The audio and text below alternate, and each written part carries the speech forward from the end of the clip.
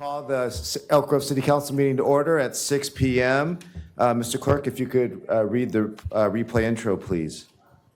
Indeed, this meeting of the Elk Grove City Council is recorded with closed captioning. The recording will be cablecast on Metro Cable Channel 14, the local government affairs channel on the Comcast and DirecTV Uverse cable systems. The recording will also be video streamed at metro14live.satcounty.gov. Tonight's meeting replays will be on Friday, April 24th at 1 p.m. and Monday, April 27th at 6 p.m. on Metro Channel 14. Once posted, the recordings of this and previous meetings can be viewed on demand at the 3ws.elkgrove.gov or youtube.com/metrocable14. For members of the participating audience who may have personal electronic devices, please place them on silent mode during the meeting or on mute when you are not speaking. The Elk Grove City Council welcomes, appreciates, and encourages participation in the City Council meeting. The City Council requests that you limit your presentation to 3 minutes per person so that all present will have time to participate. City Council reserves the right to reasonably limit the total time for public comment on any particular notice agenda item as it may deem necessary. Pursuant to Resolution Number 221-154, no individual speaker concerning public comment may address the City Council for more than 3 minutes. If you wish to address the council during the meeting, please complete one of the blue speaker cards, which can be found at the back of the chamber, and provide it to Assistant City Clerk Brenda Haggard prior to consideration of the agenda item. With that, Vice Mayor, I'll be moving into the roll call. And to start off for the roll call, I will note that Councilmember Robles is absent. Councilmember Spies. Present. Councilmember Brewer. Present. Vice Mayor Suen. Here. And I will note that Mayor Singh Allen is absent. Okay, thank you very much. I know she's conducting business still back in D.C. And Councilmember Robles will be joining us here later this evening. We will move into the land acknowledgement next. I'd like to ask our Councilmember Brewer to assist me in that. Thank you, Vice Mayor. We honor, respect, and acknowledge Elk Grove's first inhabitants, the Plains Miwok, who lived as sovereign caretakers of this land and these waterways since time immemorial. We commemorate and advocate for their descendants, the Wilton Rancheria tribe, the only federally recognized tribe in Sacramento County, who endure because of the bravery, resiliency, and determination of their ancestors, tribal members, and leaders. Thank you very much. And now I see Kevin Nguyen in the audience. Would you mind leading us in the pledge, sir? Come on up, and or you can stay there if you'd like to speak loud. Yeah.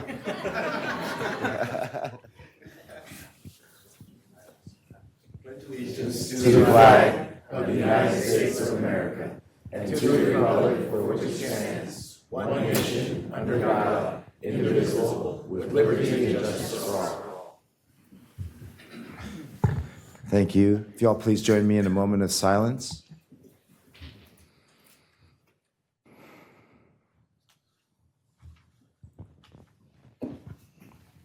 Thank you. Can I get a motion for the approval of the agenda? So moved. Second. All those in favor say aye. Aye. Okay. Next session, Mr. Clerk, closed session. Under Section 3, our closed session, there are no closed session items on the regular agenda, which will advance us to Section 4, our presentations and announcements. And that first being item 4.1, which is a proclamation recognizing May 3rd through 9th, 2026 as Capital Region's Small Business Week. Thank you. Councilmember Spees is going to assist me in this. Thank you, Vice Mayor. I'd like to, we're going to cover the Capital Region Small Business Week, and if I could ask Corky Donnelly with Sheldon Feed and Supply to please come on up to the podium.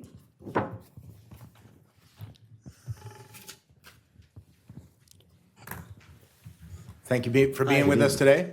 Thank you. Yeah, I have a proclamation to read, and then we can have you provide some comments and afterwards, okay? Sure. Sound good? All right.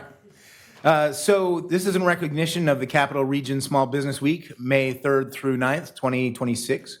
Whereas every year since 1963, the President of the United States has issued a proclamation announcing National Small Business Week, which recognizes the critical contributions of America's entrepreneurs and small business owners. And whereas more than half of all Americans either own or work for a small business, and they create about 2 out of every 3 jobs, 2 out of every 3 new jobs in the United States each year. Whereas the City of Elk Grove celebrates our local small businesses and the contributions they make to our local economy and community. And whereas the community of Elk Grove is committed to supporting and strengthening our small business ecosystem through year-round programs, including resources such as the Pass, Fixed, Brew, and Startup Elk Grove programs and other initiatives designed to help entrepreneurs and small businesses owners start, grow, and thrive in Elk Grove. And whereas the 2026 Capital Region Small Business Week celebration recognizes the critical contributions of America's entrepreneurs and small business owners. Now therefore be it resolved that the City Council of the City of Elk Grove does hereby proclaim May 3 through 9, 2026 as Capital Region Small Business Week and encourages the residents of our community and communities across the country to support small businesses and merchants on this week-long series of events and throughout the year. Signed this 22nd day of April, 2026. And Thank you. Well,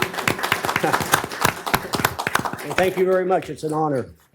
thank you. You wanted me, I don't want to take all of your time, but I could make a couple of Thank comments. you.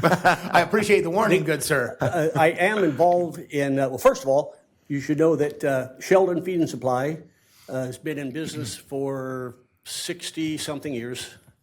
I personally have worked for the company for 61 years, and I'm 75 years old. I started when I was 15 years old. Oh, That's all I've ever done. And it's been great. A lot of hard work, made a good living. But what I want to mention is I am involved in some of these programs that the City of Elk Grove has, the Fix program and Pass program. And I'd like to say that the city staff has been wonderful to work with. great. Our company does business all over Northern California, and we invest our capital in those cities that are easy to do business with. And the City of Elk Grove is one of those.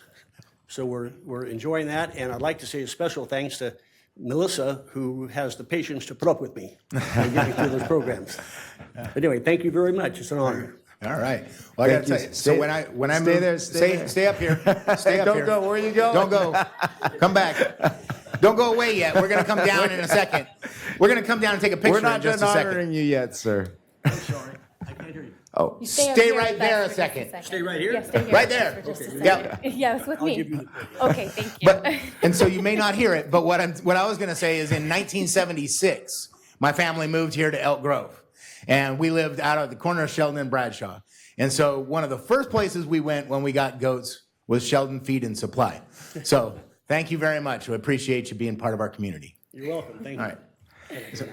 Hi. No, stay there. Stay there. Stay with me. We're gonna take a stay picture right. Stop. Stay right there. We're gonna take a picture after. Yeah. Hi, everybody. Good evening, council members. My name is Sophia Canan, and I have had the pleasure of chairing the Capital Region Small Business Week Committee for over a decade now.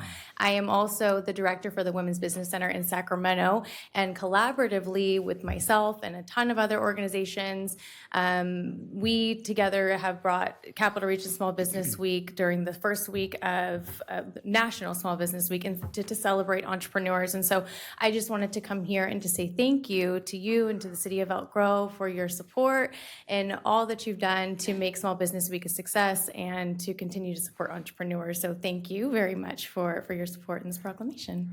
Sophia, thank you for being here, and Corky as well, for all your work throughout our community. Small business, as we always say, and it's true, is the backbone of our community. I believe you contribute to all small businesses. I believe contribute to over 40% of our gross domestic product. So it's very impressive. Your contribution to our economy can't be overstated. So thank you for being here. We'll come down and take a picture. Thank you. Thank you, council members. We still stay here? Yes. They come to us now. Hi. If I didn't know any better, I thought it was orchestrated. Hi there. Hello, how are you? No, You're supposed to present. Thank you. Yeah, squeeze right in the middle with you. I worked there for a short period of time. Moving 50-pound bag. Yep. All right, ready? Here we go. 1, 2, 3. Smile big one more time. 1, 2, 3. There we go. Thank you. Thanks again. Thank you very much.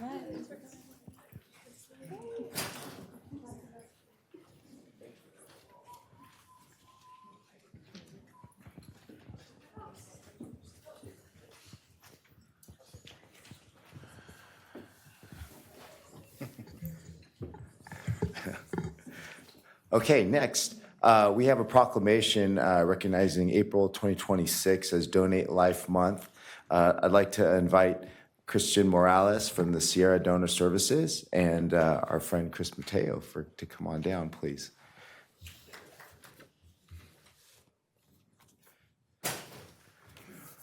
Hi there. Hi. Good evening. I'm actually, my name is Kelvin. Oh, I'm actually Kelvin. filling in for Christian. He's a little Okay. sick today, but That's okay. yeah, my name is Kelvin Cow. I'm with the Sierra Donor Services, Senior External Affairs, and yeah, go ahead. Thank you for being here. And, Mr. Mateo has been very involved in our community for many years, so I know all of us up here greatly appreciate the work that you've done to keep our friend here. So we're very thankful for all that you've done for him.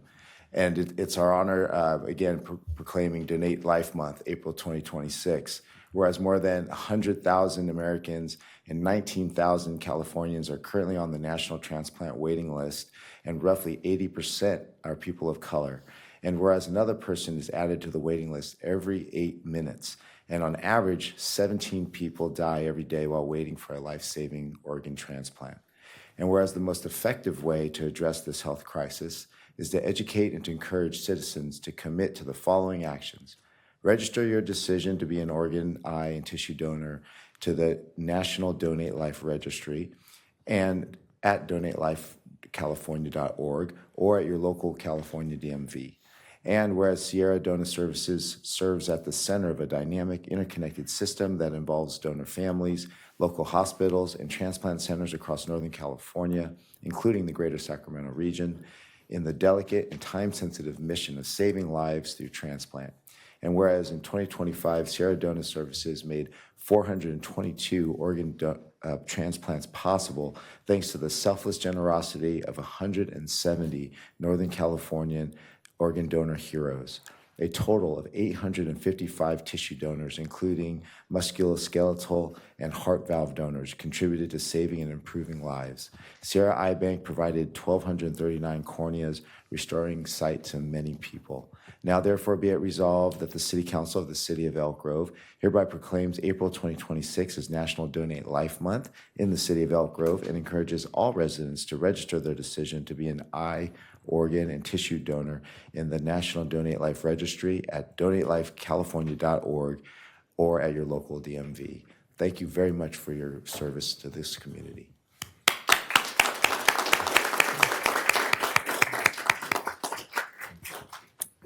Thank you so much. Good evening, City Council members and general public.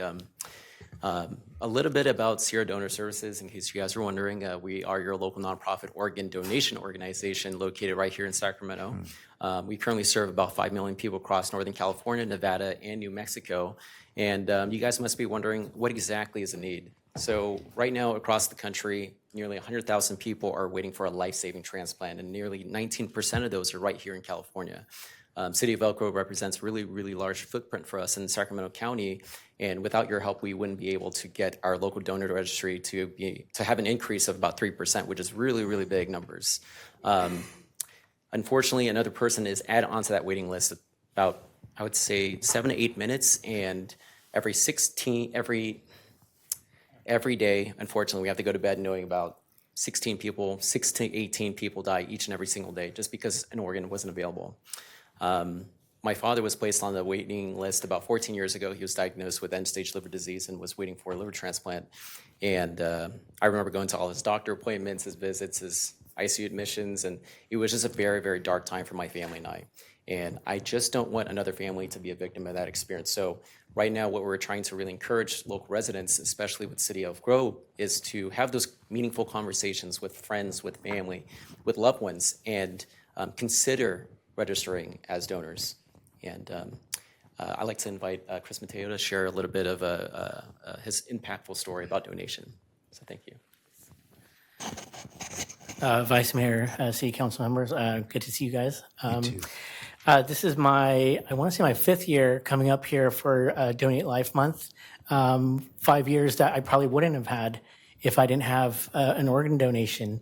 And I've known you guys longer than that, and I'm just so blessed that because my cousin stepped up to donate, I can give back. And what I hope to do is advocate more.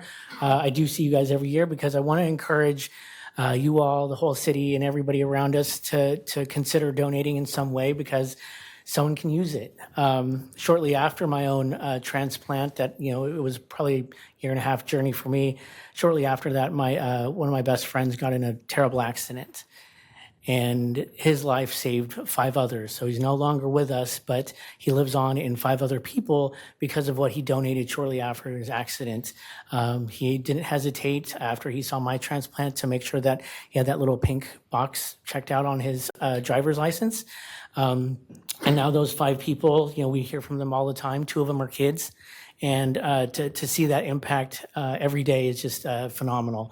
And so I do encourage everybody. One thing I want to point out this year is usually who you see up here with me is somebody who used to work in this field, but doesn't right now. But her name is Kyla Aquino Irving. She used to come up with me all the time. She's the one that invited me to come up and speak. She's actually looking for her own kidney now. When she was younger, when she was a teenager, she had 2 transplants already from her parents, and that was 20 years ago. I don't want to date her, but yeah, about 20 years after being in high school, she's looking for another one. That's how it happens with the kidneys. After 20 years, that's as long as you can really expect it to go. And now she's looking for one. I'm hoping to advocate and put it out there that, if you are willing to donate and whatnot, you will be saving lives of everybody that's on this list that Calvin just shared. But specifically for this time, I want to dedicate this to Kyla and the journey that she's back on, unfortunately looking for her 3rd kidney. But thank you all for all your advocacy, for pushing it out there, everything you all do, inviting us up here to talk about it. The more people that know how important this is, the better we'll be. So thank you all for everything. Thank you, Chris. We're happy you're doing well, and we're praying for Kyla as well. And I see that you have another guest up here. Would you like to say something? Hi, I'm Emily. I'm another staff member at Sierra Donor Services, and I'm just here to thank the City of Elk Grove for making April 2026 Donate Life Month. I'm here in my green and blue in honor of our colors, and so I just wanted to say thank you. Thank you very much. Okay, we'll be down to take a picture with you.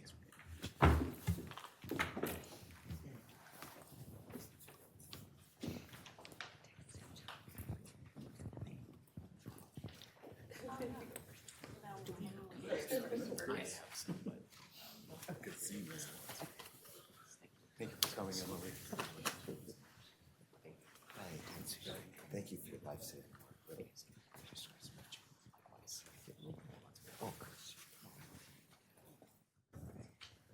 Two phone moment. That one first.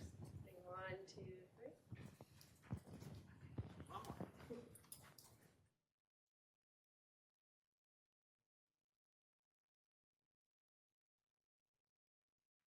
Thank you. Thanks again.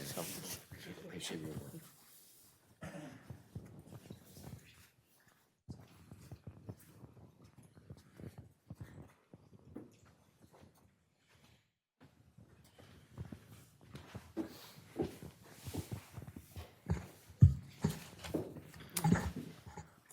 Okay, our final proclamation is recognizing Arbor Day as April 24th, 2026, and we're presenting it to Cornflower Farms. If someone, representative from Cornflower Farms, are they here? All right, come on down, please. And assisting me with this one is going to be Councilmember Brewer. I want to thank you for being here today.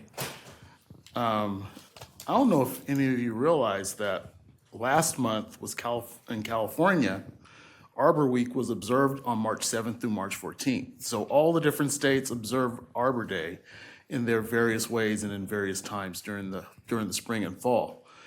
But National Arbor Day is celebrated this Friday, and it serves as a day to focus on the environmental stewardship and sustainable tree planting, often highlighted by the Arbor Day Foundation with initiatives such as lighting landmarks like the Empire State Building and lighting it green. Like I said, most of the U.S. observes Arbor Day in April. Some states like California have different things and different variations. And as you realize, Cosumnes CSD a couple of weeks ago did their national observation of California Arbor Week by doing their spring cleanup in Elk Grove Park and throughout the parks throughout the city. But today, I'm glad that you are here because we are going to present you with a proclamation to recognize National Arbor Day coming this Friday, April 24th. Whereas Arbor Day festivities have been observed for over 150 years in recognition of the importance of trees and urban forests to the livability and sustainability of American cities and communities. And whereas the city of Elk Grove is committed to optimizing the remarkable benefits to create the best urban forest for the Sacramento region, and whereas the city of Elk Grove has adopted the urban forestry program to improve the quality of life for all residents of Elk Grove and recognizes the contributions tree canopies have to clean air, water, energy conservation, public health, habitat, and the beauty of our neighborhoods and business districts. And whereas the city of Elk Grove has partnered with Cornflower Farms, an Elk Grove native plant nursery in business since 1981, to provide plants for numerous projects, including native planting at Franklin Channel and District 56. And whereas Cornflower Farms has been dedicated to growing plants native to California and the Western United States for the wholesale nursery trade, landscape industry, and restoration projects. And whereas Cornflower Farms has been an industry leader for 45 years and propagates and cultivates over 500 different species, subspecies, and varieties of native plants and trees used to not only improve landscape and native open spaces in Elk Grove, but throughout the entire region. And whereas the city of Elk Grove, in coordination with Cornflower Farms, conducted an Arbor Day tree planting today on April 22nd. Now therefore be it resolved that the city of Elk Grove and the city council proclaims April 24th as the city of Elk Grove's 2026 Arbor Day and encourages its citizens to plant and care for trees and their urban forests. Signed on this day, April 22nd, 2026. Congratulations.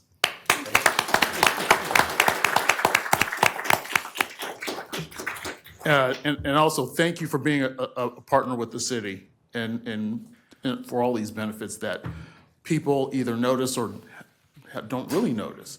A lot of things in this resolution really speak true to the significance of having a green canopy throughout the town and throughout the region. As we know, Sacramento is called the city of trees. But when you look at the entire Sacramento region, you can't help but notice that the region is covered with trees from an aerial view, and it's done intentionally. And so knowing that you are a strong leader in that process and have been for several decades, I want to thank you for that, because you play a bigger role in sustaining the quality of life for everyone here in the Sacramento area. Thank you for beautifying our city. Can I make a couple comments? Please do. Now you have the floor. I just want to make sure that law enforcement and other people in Elk Grove realize that we actually glean and collect acorns within the city. And at times I'll even be seen with 5-gallon buckets going through the Elk Grove Auto Mall and with my car at Toyota, and they think I'm going to pay with acorns. But if you see somebody that looks a little out of place, because there aren't too many of us in the world collecting acorns in urban settings, but maybe you guys can understand better and appreciate better what we're trying to accomplish. We're a small business like Sheldon Feed. And we grow plants basically for plants and people. We work on projects to enhance the functionality of native habitats. But probably one of the greatest joys we've had is several decades worth of work in Yosemite National Park, where we've also tried to make habitat, restore habitats, but also at places like Glacier Point. Restoring the site of the old hotel. And again, trying to emphasize that small businesses can have a big impact.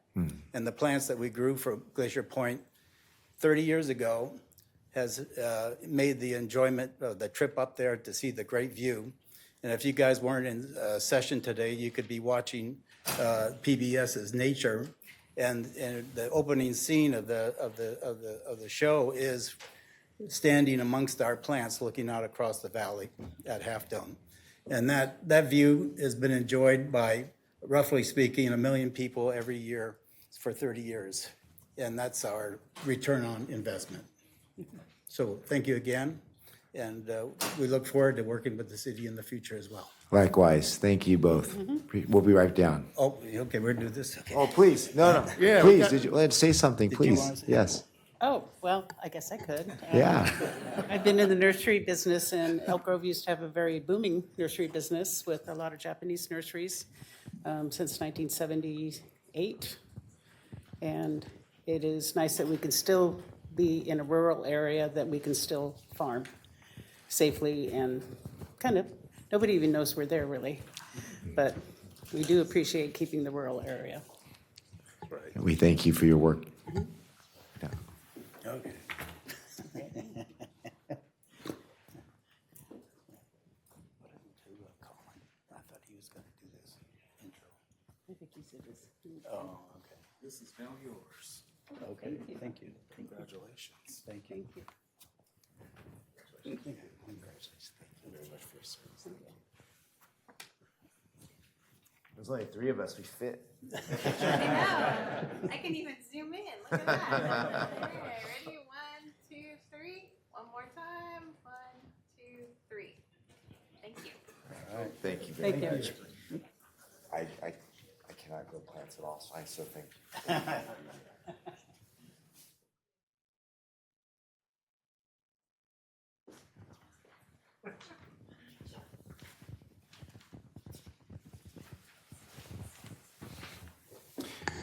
All right. Next on to new hire introductions. All Who's right. up first? Good evening, Vice Mayor Soon, council members, Jason Behrman, your city manager. It's always a pleasure to introduce our new hires and promotions. And we're going to start with our police department, Police Chief Bobby Davis.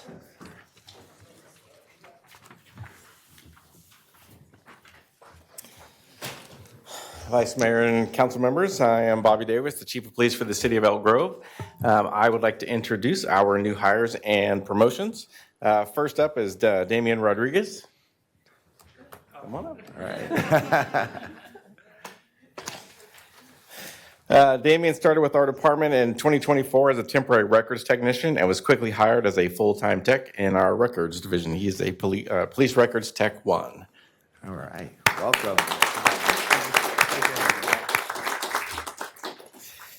Dispatcher Ashley Williams. Ashley was born and raised in Stockton. She's currently working towards a degree in criminal justice through Delta College. Prior to joining the Elk Grove Police Department, Ashley was a dispatcher for 11 years with the Stockton Police Department. Ashley is a mom to a teenage daughter. They have 1 dog and 4 cats. Hey. Welcome. Customer Service Representative Tricia Machado. Tricia was born in Carmichael and raised in Sacramento. Prior to joining the Elk Grove Police Department, Tricia worked in human resources for the state of California for 13 years. Tricia is married with 2 daughters. They have 2 dogs, 3 cats, a tree frog, and chickens. Welcome, Tricia. Gabriel James, officer.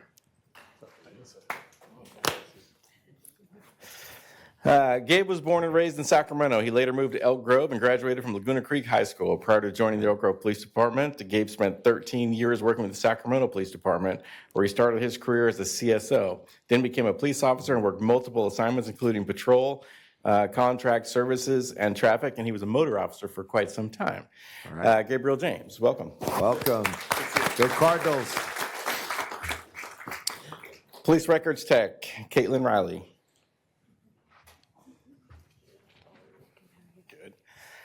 Caitlin was born and raised in Elk Grove. She graduated from Elk Grove High School and completed a degree in journalism through Sacramento State University. Prior to joining EGPD, Caitlin worked with special needs adults for 4 years, and she also worked out of the office of the chief for a few minutes, and then they stole her and went to records. So, Welcome. Go Herd. Animal care assistant Haley Barraza.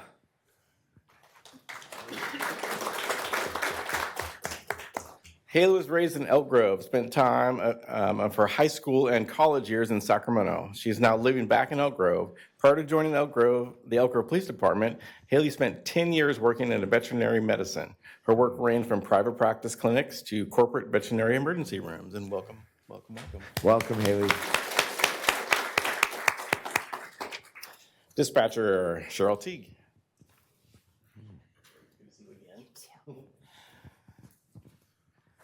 Cheryl was born in Maine and has lived all over the United States as a Navy brat. Prior to joining the Elk Grove Police Department, Cheryl was a dispatcher with Stockton for 19 years. Welcome. Lieutenant Wes Beechdorf. You all fancy Wes has been with the police department since 2011. Prior to his promotion, he was a sergeant for our Special Investigations Unit. As a lieutenant, he currently oversees our swings and graveyard patrol. Welcome. All right. Congratulations. Wes promoted to lieutenant. Sergeant Sean Vargas. Smile, it's okay. Sean was promoted to sergeant on 1/11/26. Sean has been with the police department since 2016. Prior to his promotion, Sean was a school resource officer. As a sergeant, he currently oversees our swing shift patrol Wednesday through Saturday. And Sean, just a quick note, Sean was one of our SROs that we continue to get requests for people to see him or kids that want to talk to him. I get emails and letters every day, and it speaks to your character, dude. So congratulations. Congratulations. That's so important, having that line into our schools. Thank you. It is. Police Records Tech, Ashley Marquez.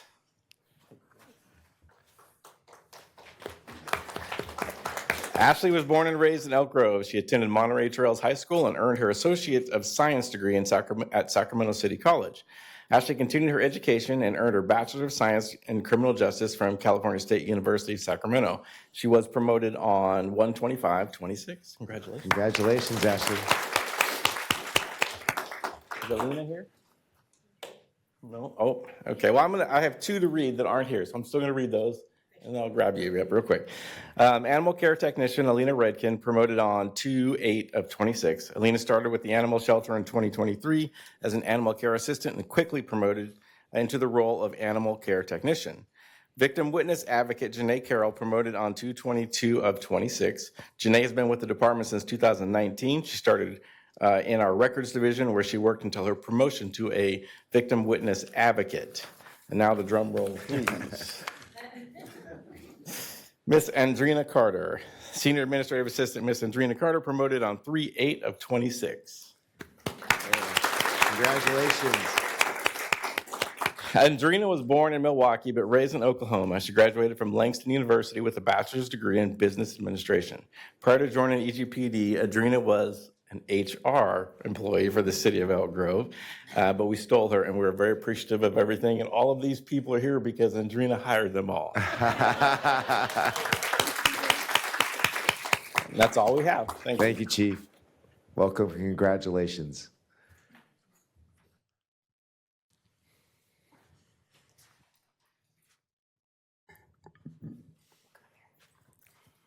Good evening, Vice Mayor, members of the City Council, Kara Reddick, Deputy City Manager. I'm here to introduce Grace Kaufman. She is our new Sustainability Manager.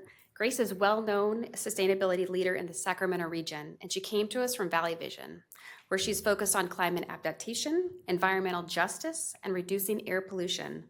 Grace will be helping the city implement its climate action goals, and she started with the city on January 5th. So welcome, Grace. Yeah, welcome, Grace. I'm also going to introduce Kosa Razvi, who couldn't be here tonight. So Kosa is the city's Chief Innovation Officer. She's a seasoned facilitator and strategist with expertise in human-centered design and using technology for institution-wide problem solving. She brings over 20 years of experience in organizational development and innovation.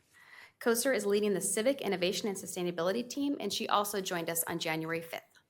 Thank you very much. Yeah, welcome.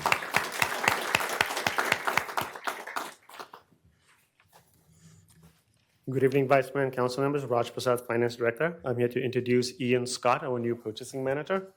Ian joins us from Yuba County. He earned his Master of Public Administration from California State University Stanislaus. He lives in Lodi with his wife and their 2-year-old daughter.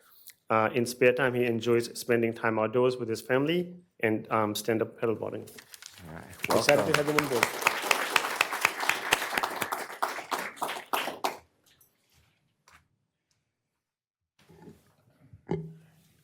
Good evening, Council. Christopher Jordan with Community Development. I'm happy to introduce Harold Allred. Come on up, Harold. Harold is our newest homeless services navigator working alongside David. Don't worry, he didn't go anywhere.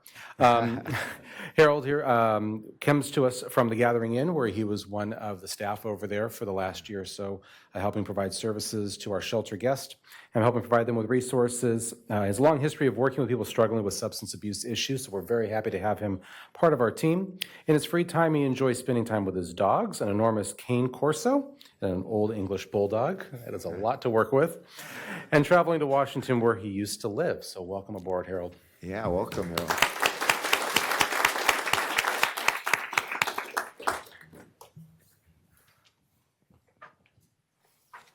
Hello, Council. Daryl Doan, your Economic Development Director. I am here to reintroduce Sarah Rodriguez, who you all know. Sarah has been promoted.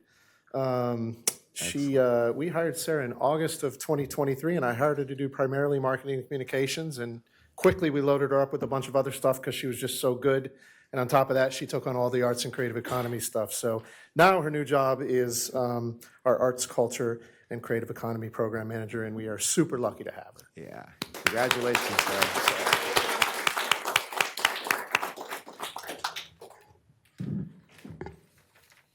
Good evening, Vice Mayor, members of the City Council, Jeff Werner, Public Works Director. Several new hires to you this evening. First up is Chad Morris. Come on up, Chad. All right. Chad is a senior maintenance technician with our landscape team. He grew up in Portland, Oregon, and graduated from Oregon State University. He spent most of his working life as a golf course superintendent. You need to give me some tips. Most recently in Southern California. He enjoys cycling and golf. He has lived in Sacramento for the past 5 years with his wife Trang and their doodle Ginger. All right. Welcome, Chad. Call up Colin and Manny together. Come on up. And there's a reason for that, and that's because Colin and Manny are both part of our landscape team as well. Okay. But Colin is our new tree and open space coordinator, and Manny is a maintenance technician within the landscape division, primarily overseeing operations out at District 56 and landscape at District 56. Today, they were both joined me in the tree planting that took place using the Cornflower Farms plants out at District 56, and it was an amazing day. It was wet. But made the dirt soft and sticky because it's clay here in Elk Grove, as we all know. But it was a great event, and I really appreciate their contributions to helping make District 56 more beautiful and helping make our environment more clean for everybody. So first up, Colin Fagan. He is originally from Rhode Island and has his degree in biology with a focus on restoration ecology. Colin comes to us from the Sacramento Tree Foundation, shocker, where he built relationships with our staff and did some amazing events prior to coming to the city. We're very happy to have him here. In his spare time, Colin enjoys rock climbing, backpacking, and birding with his wife. So welcome, Colin. Welcome. Manuel Mercado, as I mentioned, is a maintenance technician with our landscape division, hired in early March. He was born and raised in Sacramento and now calls Elk Grove home. Before coming to work for the city of Elk Grove, he spent 8 years running his own licensed contracting business. He and his wife have 3 kids, so his days are filled with soccer practices, dance rehearsals, and weekend games and recitals. Welcome, man. Welcome. Absolutely. Last but not least is Marcelo Murillo. He's a maintenance technician within our streets group. He was born and raised in Lodi. He is looking forward to improving the local infrastructure and continuing to take care of the citizens of Elk Grove. He enjoys spending his free time with his 2 children and his fiancée. That includes traveling, Formula One races, USC football games, and he's a big Star Wars fan. All right. Welcome. Thank you. Thank you very much, Jeff. Well, congratulations to those of you promoted, and to those of you who joined us, welcome to the Elk Grove family. We're so happy to have you. I'm very confident you'll be happy here. So look forward to supporting you in your careers going forward as well. Thank you, everybody.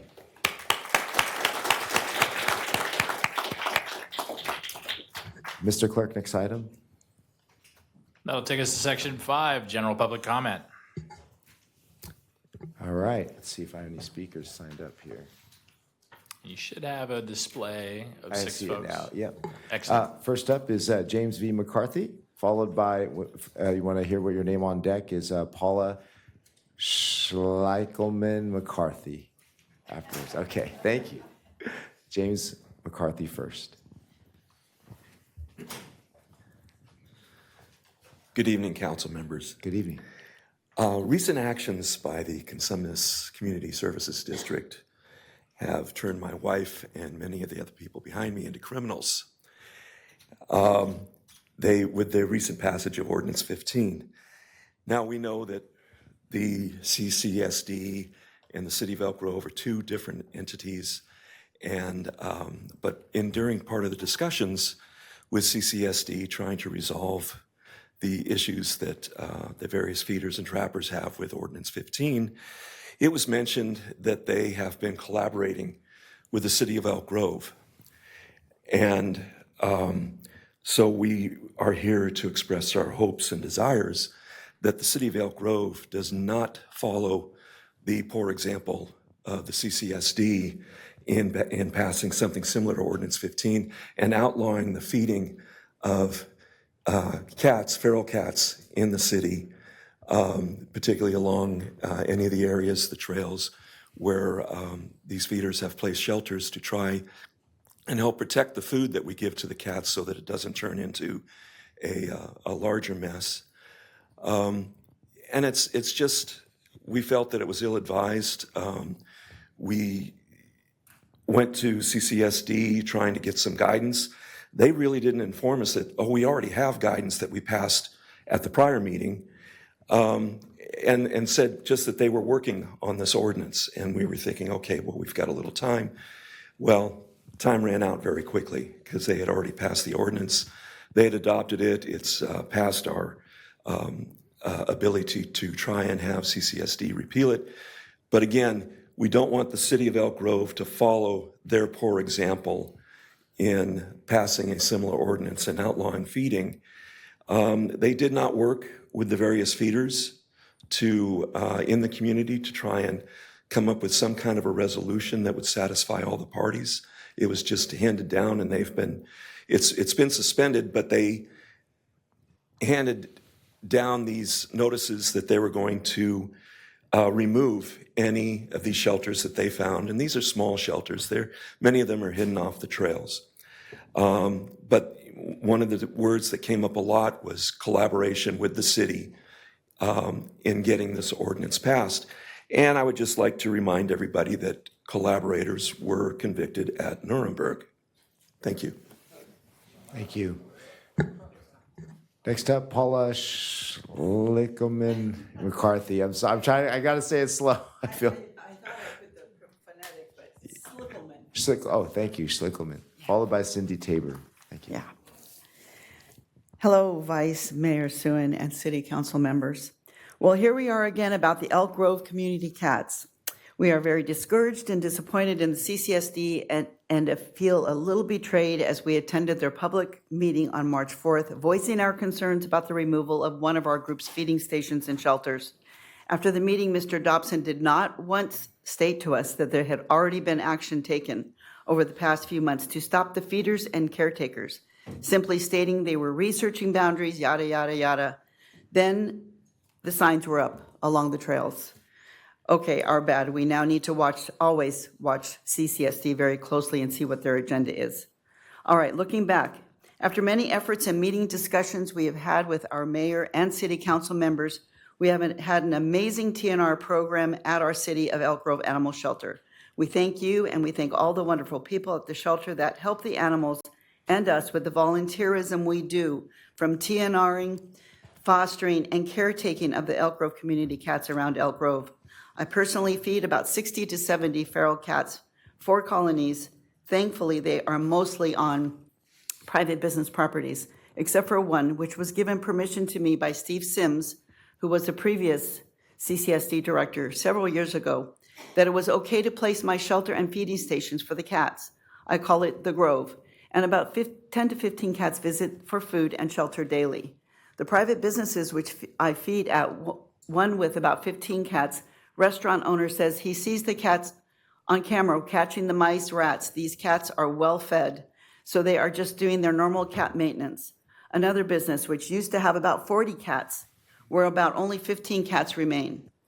I've been feeding there about 8 years, and I will refrain from naming the business as there has been dumping of friendly cats and kittens in the past. The owner of this business tells his truck drivers to leave the cats alone, watch out for them. He doesn't want anything to happen to them since he has had no rats infesting his cabs since they've been there. They used to be at the junkyard next door, but that business banned us from feeding there. When we explained to the manager at the trucking yard that all the cats were spayed, neutered, and vaccinated, she gave us the thumbs up, the all clear to feed and shelter the kitties at their location. I have a suggestion, and I've included a page of information to adopt an ordinance similar to the city of Marysville. I spoke with one of their personnel personally, Joy, and they have had success with community cat feeder programs for 8 years. Why can't Elk Grove be a leader in this best practice, supporting the caretakers and feeders of the Elk Grove community cats? There have been so many other great firsts in the city of Elk Grove. I would also like to invite any one of you to come and visit a cat colony location so you can see for yourself what is and has been working for 10 plus years. One additional point to the verbiage regarding vermin and litter. Cats don't smoke cigarettes. They don't drink orange juice or drink vodka or eat Cheetos. Thank you very So I'm a much. little confused by those statements. Next speaker, Cindy Tabor, followed by Jessica Brown.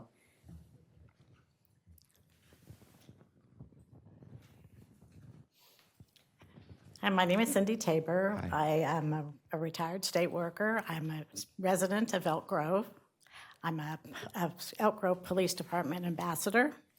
I also volunteer at the Elk Grove Food Bank. Thank you. And I am a colony feeder in a trail by my home. I just want to concur that what others have said. I just want to be in agreement.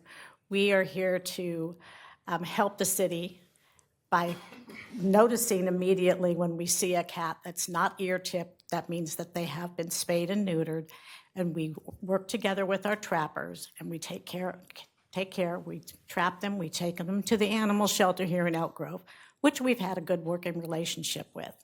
So I just hope that that continues. Thank you. Thank you. Next speaker is Jessica Brown, followed by Mike Kelly. Hi, my name is Jessica Brown. I'm a retired healthcare worker, IT for Sutter Health. And we as a community of trappers and feeders in Elk Grove recognize the need for clarification and guidance in regard to the care of the TNR and CC communities. This volunteer community is cared for on an individual basis, and personal time, money, and effort is being expended, all in the effort of providing a service to our community. If it wasn't for this loving community, we would have colonies that are not monitored and cared for. I recently had a number of shelters, water and feeding stations removed from the Laguna Creek, starting at Delmar parking lot. There are roughly 23 community cats at just this location alone. It is a well-traveled trail, and the colony is very healthy. All have been spayed, neutered, vaccinated against rabies and distemper, and are cared for and fed on a daily basis. We have not had a live birth on this trail in over 3 years. However, we have had a number of cats that have been abandoned at this location. Most recently, I had 4 kittens show up. They had since been trapped and are right now at the Elk Grove Animal Shelter. I have personally been working this trail for approximately 5 years. And our other feeder has been actively feeding at this location for over 8. I personally have, it has come to my attention in regard to the removal of the shelters, feeding, and water stations have been occurring at other TNR hotspots as well. All appear to be deemed under the auspices of CSD. While some have been kindly returned, we are seeking approval to return some or all of them back to the respective locations. We recognize that the City of Elk Grove and CSD are 2 entirely separate governing bodies. However, it appears they are overlapping and in conflict with the respective charters. With that being said, We'd like a clearer explanation on how each entity intends to work in relationship to the care of the communities. The Elk Grove Animal Shelter has a charter that we adhere to in the care of the colonies that is called the 5 Freedoms. Freedom 1, from hunger and thirst. Freedom 2, freedom from discomfort. Freedom 3, freedom from pain, injury, and disease. Freedom 4, freedom to express normal behavior. Freedom 5, freedom from fear and distress. In closing, we are asking that this body, going forward, define the rules of engagement in respect to the shelter and the cats. We would like to be able to put our shelters back and not have them removed. Perhaps a permit identifying the colonies could be a solution. I believe that as long as we understand what the rules of engagement are and we can adhere to them, and they're documented and they're followed. Thank you. Next speaker is Mike Kelly, followed by Mark Graham.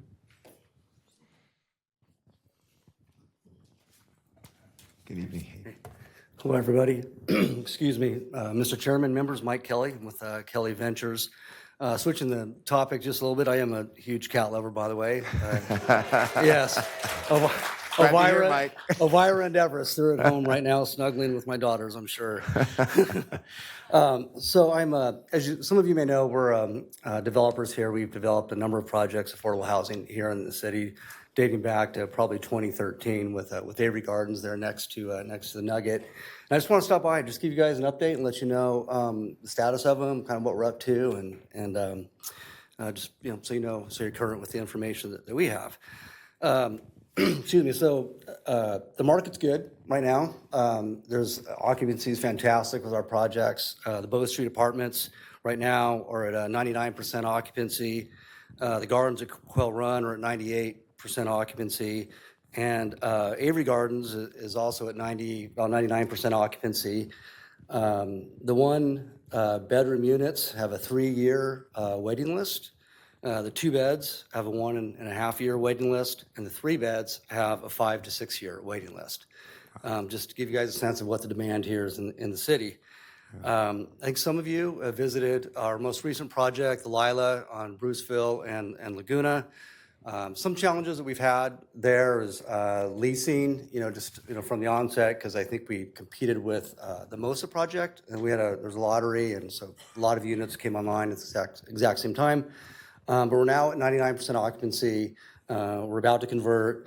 The only other challenge that we've experienced there is the rent band that we have ranges from 30% of the area median income up to 80%.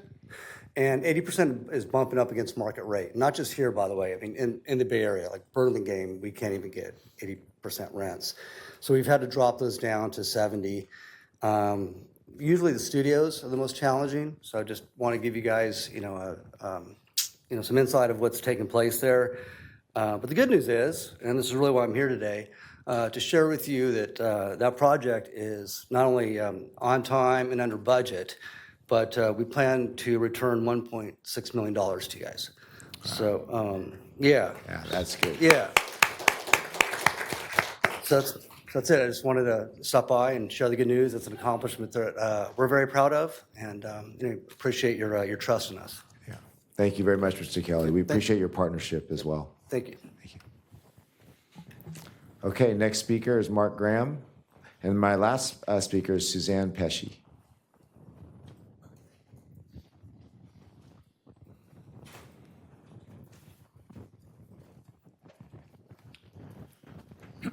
Good to see you again. Likewise. Good evening, Acting Mayor and council members. My name is Mark Graham. I live in Elk Grove. Back in 2018 and 2019, I met with each of you, and at the time the city was working on a new telecommunications law. Anyway, I'm here to talk to you today. This is the 6th time I'm asking the council, in 6th week in a row, but the first time in person, to oppose this bill that's currently pending in Congress, and it's called 2289. It's something like the American Broadband Deployment Act. What's wrong with it is that this is a power grab by the telecommunications industry. It would eliminate the power of local government to determine permitting and placement, for example, of cell towers and cell antennas. It's really quite draconian. There are unfortunately a lot of members in Congress who accept large campaign contributions from the telecommunications industry. They also spend $100 million per year lobbying Congress, and that's how this kind of stuff happens. It would severely limit the city's power. The work that the city did for 20 months in 2018 and 2019, and of course, you were here, Councilmember Suen, but it culminated in an ordinance, which it's Ordinance 19-2019. You can find it in our zoning code, and it is the city's telecommunications law. So since then, the carriers, AT&T and Verizon and T-Mobile and so on, they've been able to apply for and obtain permits to install and operate cell antennas on city property with limitations. Now, all those limitations and that ordinance and that law would simply be eliminated and wiped out if this bill passes. This would not require a new agenda item or a new vote by the council. The council has previously given direction to staff, and I think it's like a longstanding city policy to oppose power grabs, whether they occur in Sacramento or Washington, D.C., and that's exactly what this is. So the city, the staff can act on this from previous direction and policy that was made by the city council. Along these lines, the city did this in 2021. The telecommunication industry had a power grab bill in the California legislature. It was called SB 556. I and my friends who were working on this issue at the time notified the city, and the city opposed that bill. I sent a copy of that letter to you on March 18th. It should be in your email. Similarly, in 2023, this was the precursor to this bill. It was called H.R. 3557 in Congress, and it was an enormous, very aggressive power grab, and the city, to its credit, opposed that bill. So this is another one of the same. The thing has reared its ugly head. They do not give up. I'm going to leave with you this.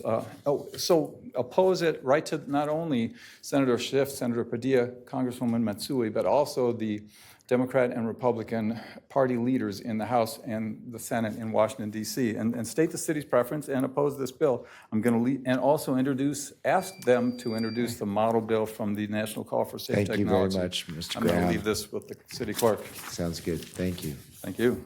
Our final speaker is Suzanne Pesci.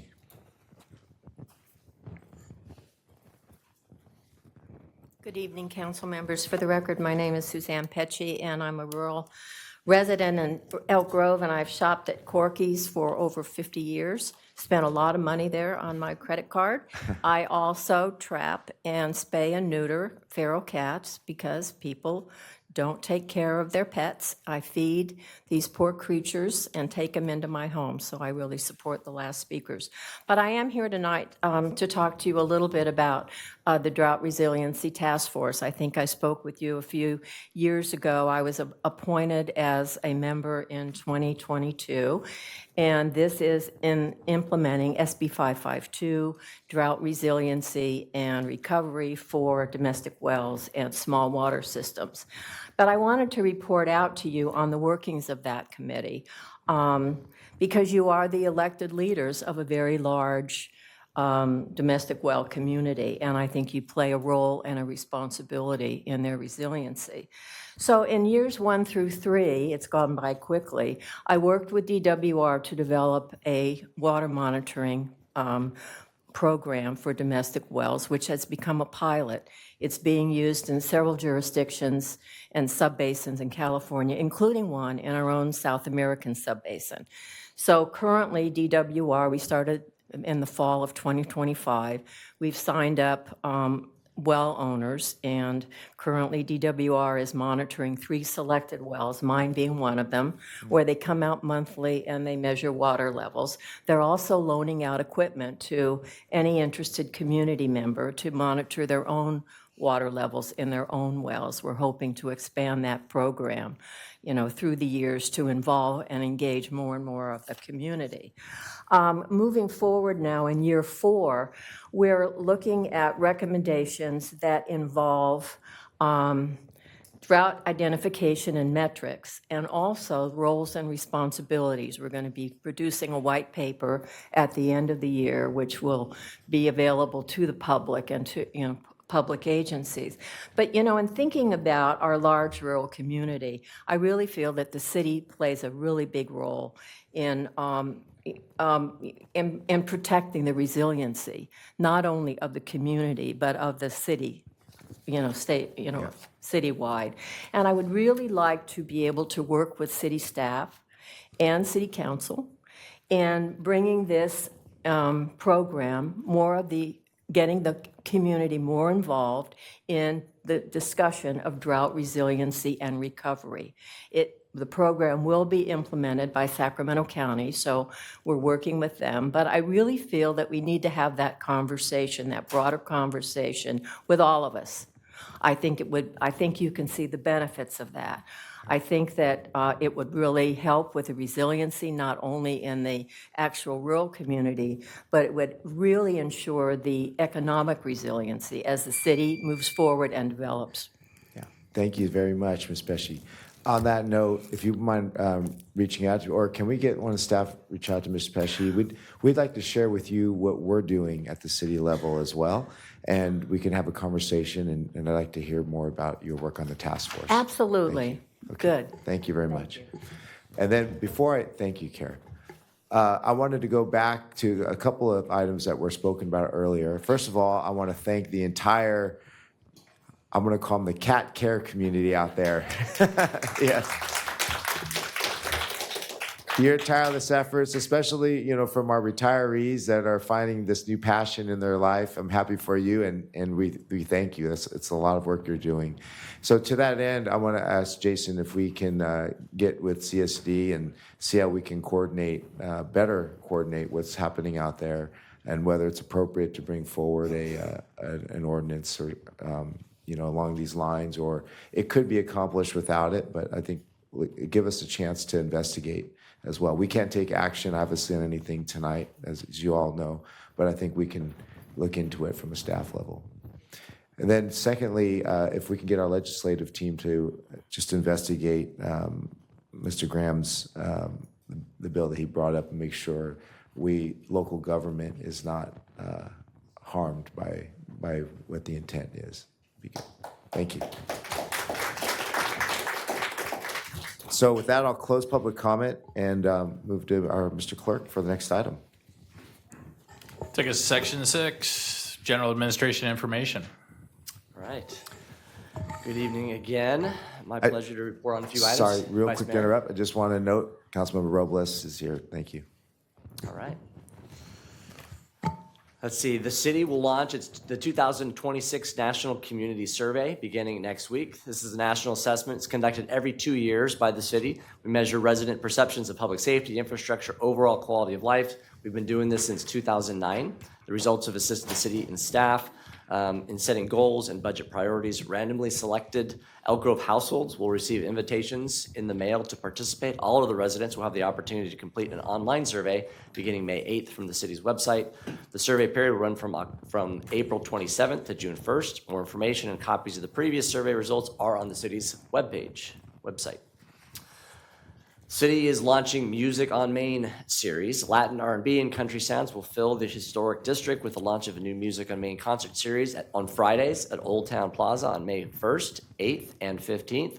Hosted by the city, these free concerts are open to everyone and will offer opportunities to gather, dance, and experience Main Street after dark. Each concert runs from 5 to 9 p.m. Details on the lineup can be found on the city's website and our social media channels. Bring your own chair, blankets for a fun evening of music under the stars. And after a long hiatus, Elk Grove will once again experience a festival over the first weekend in May. Organizers of the Elk Grove Western Festival and new partners will introduce Spring Palooza from May 1st through the 3rd at Elk Grove Park. Many of the popular features of the former festival will return, including the carnival, live music on Saturday. We just received notice that the parade will not occur for lack of participation this year. The city is a festival sponsor in supporting the event with in-kind services, a traffic advisory for road closures. Actually, we're not going to be having that because we don't have a parade. Admission to the festival is free. Parking in Elk Grove Park is $10 per vehicle. Learn more about this festival schedule at elkgrovespringpalooza.com. Let's see, the city and CSD are working together with the community to come up with possible names for 4 new park sites in development. Submit your ideas by May 8th. For details about each site and to submit your suggestions online, use the link on the city's website and under current topics, or follow the links from the Consume to CSD Parks and Recreation Facebook page. The Elk Grove Youth Commission will host a community food drive from May 4th through the 15th, supporting the Elk Grove Food Bank.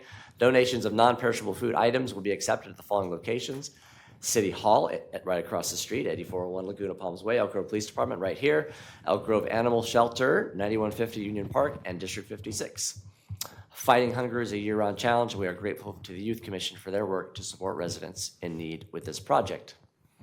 Elk Grove's climate is changing, and we're planning for it. Tree removal work in the center medians on Laguna Boulevard between Bruceville Road and Laguna Springs Drive will begin in early May. Tree removals will take place during the day and generate center lane closures.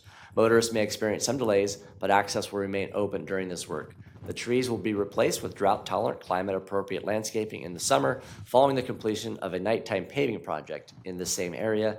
Notifications for the work is just beginning, and more information will be available online and through the social media channels as we prepare to start the work. And finally, just as a big event coming up, save the date, city's inaugural mural festival, Paint the Grove, will debut on June 1st through 6th in partnership with Talking Walls.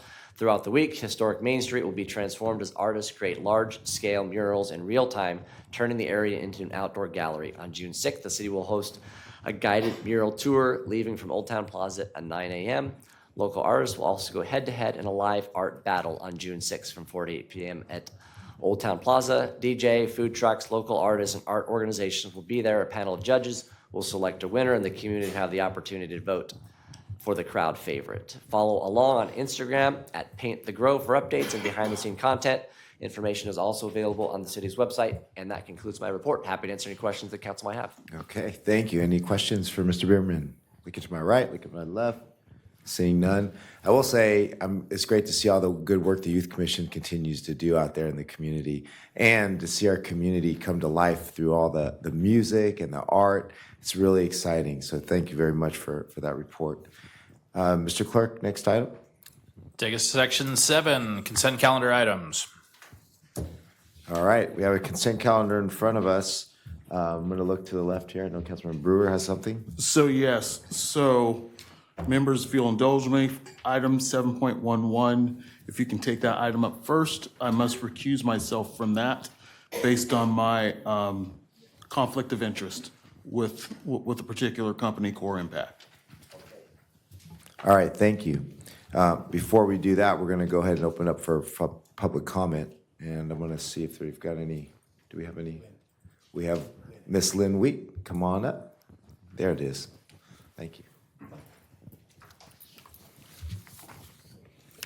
I'm here to speak on item 7.12, purchase of property. Trust is a simple 5-letter word that is hard to earn and easy to lose. I try to be supportive of the city, but oftentimes I believe that you ask the public to trust your decision-making skills, and often those decisions don't seem to be very transparent, and in some cases, not very successful either. By placing this land purchase on the consent item, you are essentially asking the public to trust that we need to buy that property, and it is non-controversial and not worthy of a public hearing. By not providing details of the appraisal report, you are essentially asking the public to trust that $5.1 million is a fair purchase price and should trust the data.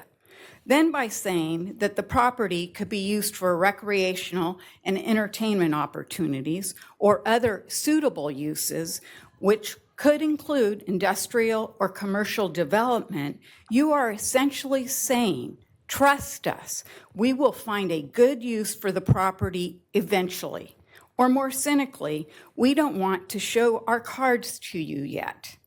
I know the process you have chosen is legal, but sometimes earning the public trust goes beyond just following the minimum legal requirements and then boasting of transparency in our city.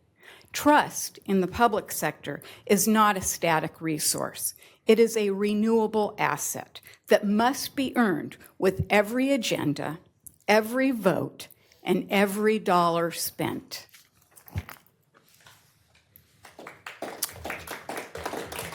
Okay, that was, I don't see any speakers signed up to speak, so I'm going to close public comment. And we'll go back to my colleagues for the conversation. We'll pull item 7.111 off the agenda.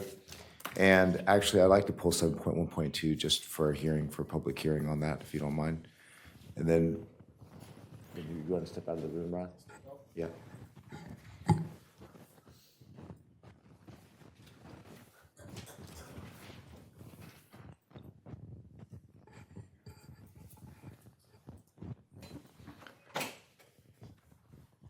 Okay, so we'll take up item 7.11. Sorry, I got to add that one in there. Any questions from the colleagues? No? So moved. All right. Second. Second. All those in favor say aye. Aye. Okay, let's ask Rod to come back in here, please. Get him. Thanks, G.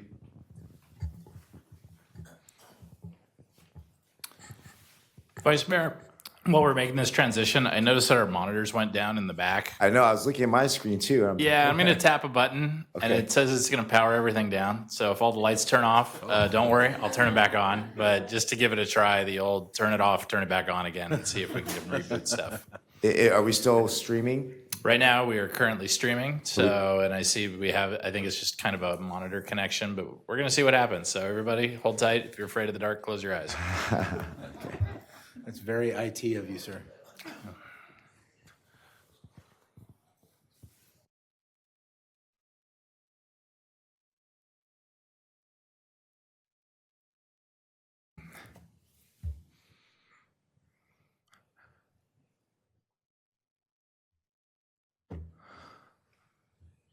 While we're waiting for that, Daryl, I'm going to just ask you to come and do a presentation on 7.12, please. We'll take open action on that.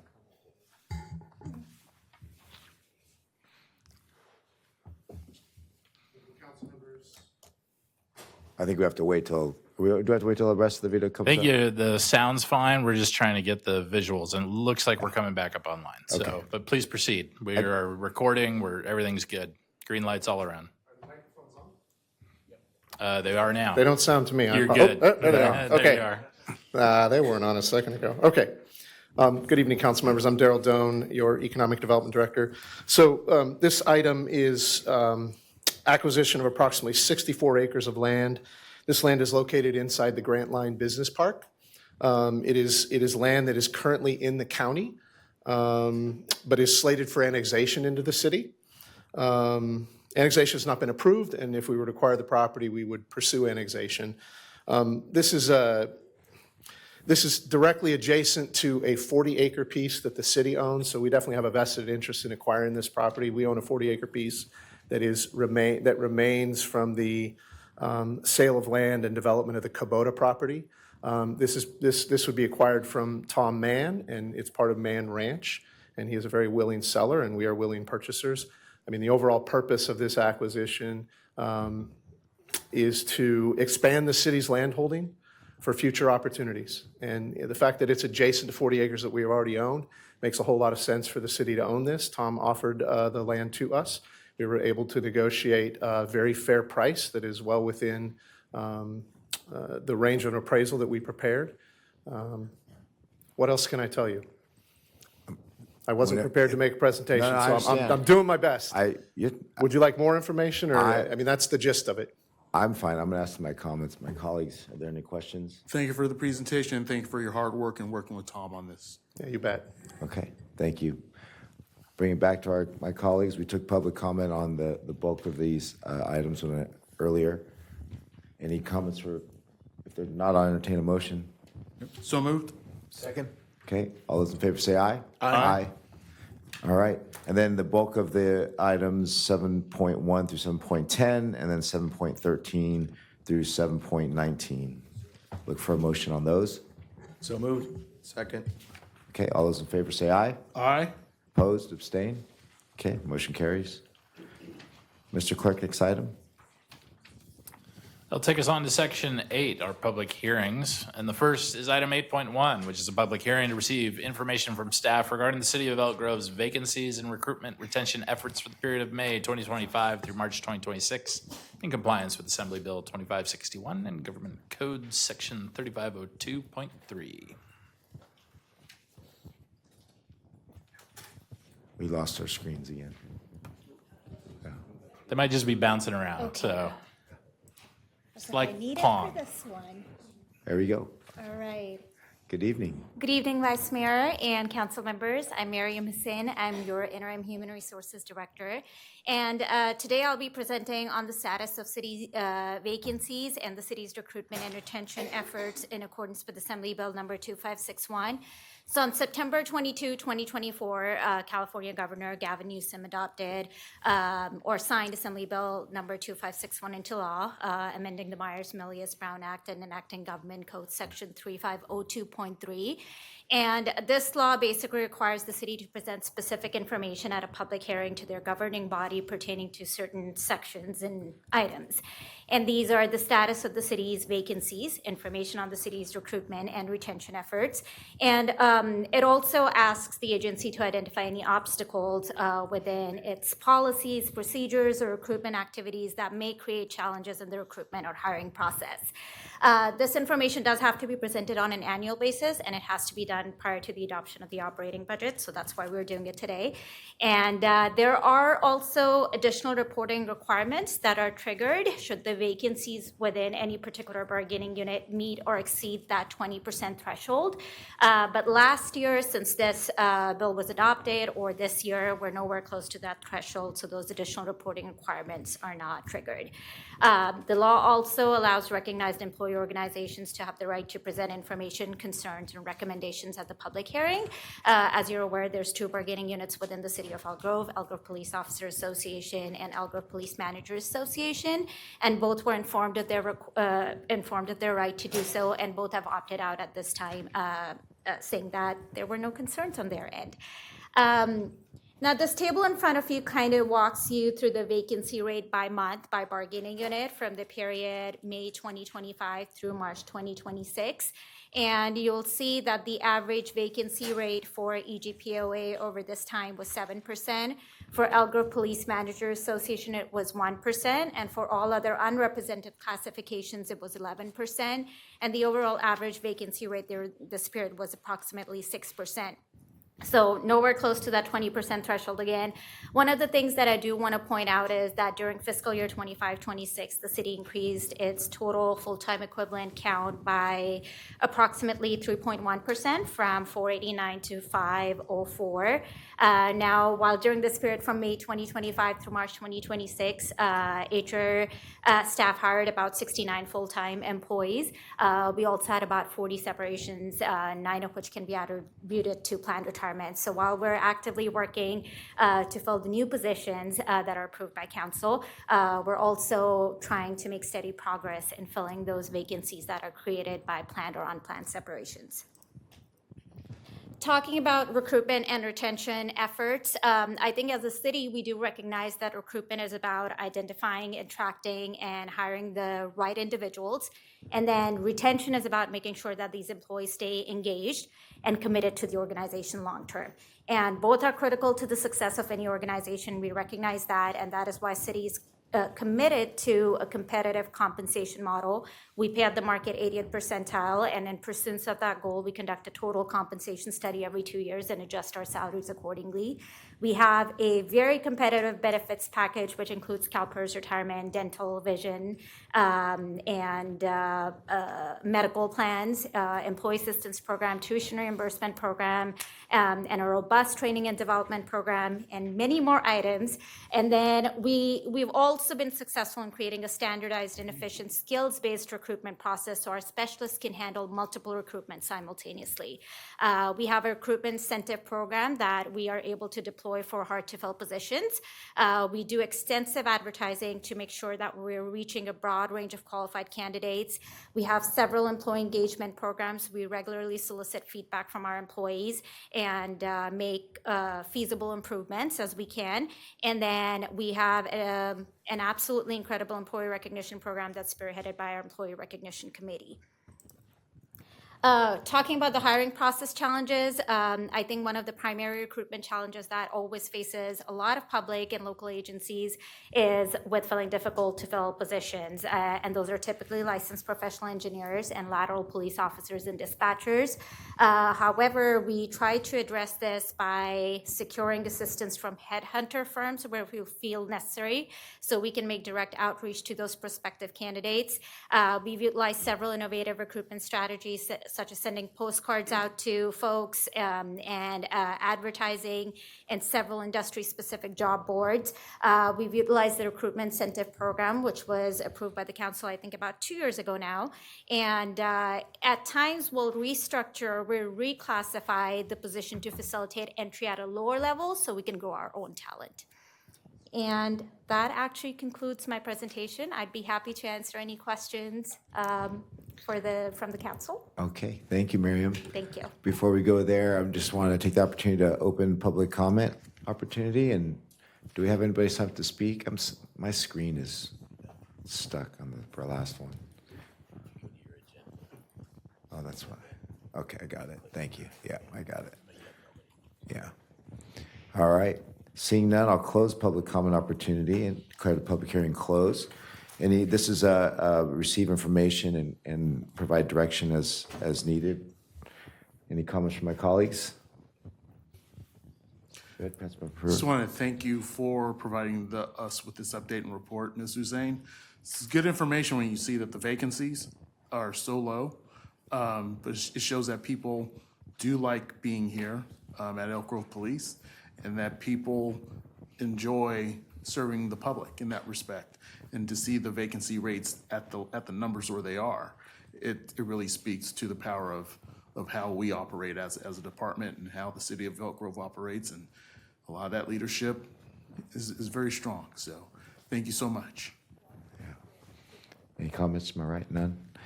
Yeah, from earlier tonight, we met a lot of new employees. So I don't think you have any problems recruiting. All right, thank you very much. I also thank you for the information. It's very good. Next item, Mr. Clerk.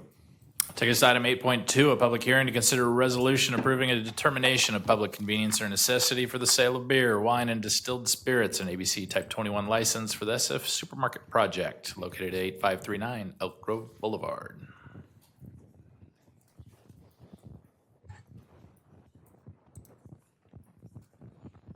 All right. Good evening, Vice Mayor, members of the City Council. Joseph Duggan, Associate Planner with Community Development. This is the SF Supermarket Public Convenience or Necessity Project. This project consists of a determination of public convenience or necessity, also known as a PCN, that would allow for the future SF Supermarket to obtain a Type 21 alcohol license from the California Department of Alcoholic Beverage Control. A Type 21 license would allow for the sale of beer, wine, and distilled spirits for off-site consumption. Project site is located at 8539 Elk Grove Boulevard within the Elk Grove Village Shopping Center, which is located on the northwest intersection of Elk Grove Boulevard and Emerald Vista Drive. The assigned address is a 40,000 square foot vacant retail space that was previously occupied by Big Lots. Building permits were recently submitted to convert the space into an SF Supermarket. Before you is the floor plan that has been submitted by the SF Supermarket. The sale of the ABC products are going to be limited to a small area of the store, which is on the southwestern side of the store. Beer and wine will be displayed in a refrigerator, which is identified in yellow. And then distilled spirits and additional wines will be displayed on the back counter at the manager's desk, which is indicated in blue. Sales will generally be from 8 a.m. to 9 p.m., which is the anticipated hours of operations for the SF Supermarket business. In terms of the public convenience or necessity, ABC requires an applicant to obtain a PCN when the establishment is located within a high crime area, which is a crime reporting district that has reported crimes that are 20% or greater than average number of crimes reported for other subsectors within the city, and or when the census tract is deemed overconcentrated by ABC standards. The city is separated into 26 subsectors for crime reporting purposes. Our colleagues at the police department compile crime statistics in 7 areas. The project site is located in subsector 5101, which had 295 crimes reported in the year 2025. The 120% of average number of crimes reported per subsector is 278. So this subsector is what's considered in a crime area. Additionally, the project site is located within census tract 93.08, which ABC determines that any more than 3 licenses is considered over-concentrated. Currently, there are 5 active licenses in this census tract. Should the council approve this PCN, this would be the 6th off-sale license. The city council determines whether the public convenience or necessity will be served by the issuance of the alcohol license for the applicant's premise based on the following factors. Number 1, the proximity and the number of other retail outlets selling alcohol. Number 2, the proximity of retail outlets to schools, playgrounds, and other facilities serving young individuals. Number 3, the proximity of the retail outlet to residential neighborhoods. And then number 4, whether the retail outlets provide A, a wide range of desirable goods and services, or B, a unique type of goods or service. So this map in front of you depicts the location of retail establishments in proximity to the project site. The project site is the blue rectangle and toward the center of your screen.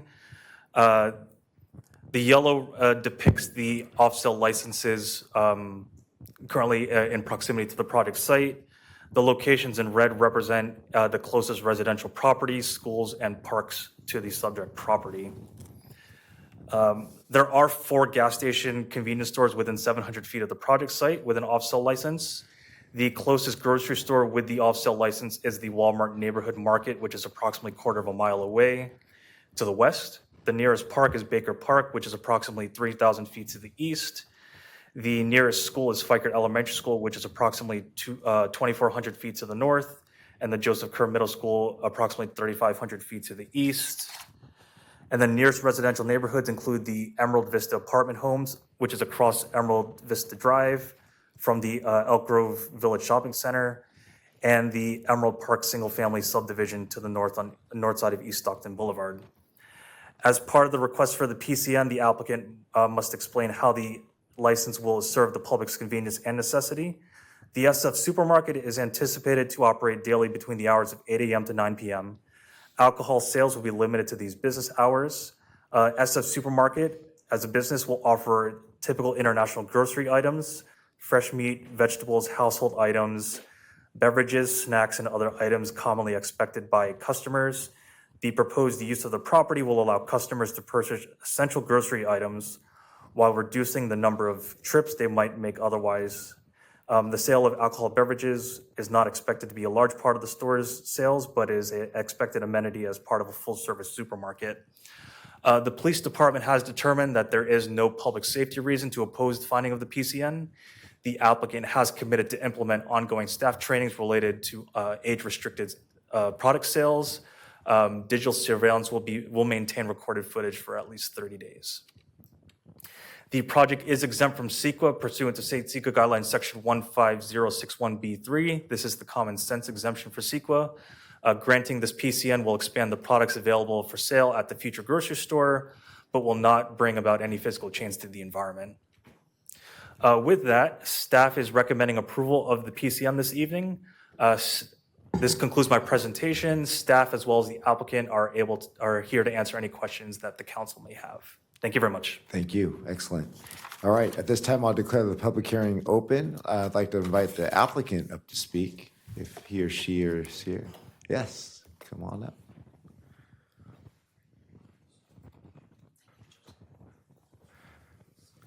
Good evening. Good evening, Vice Mayor and council member and city staff.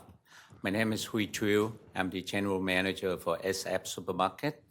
The first store we opened here in Sacramento is the year 2000 on Stockton Boulevard and 65th Street.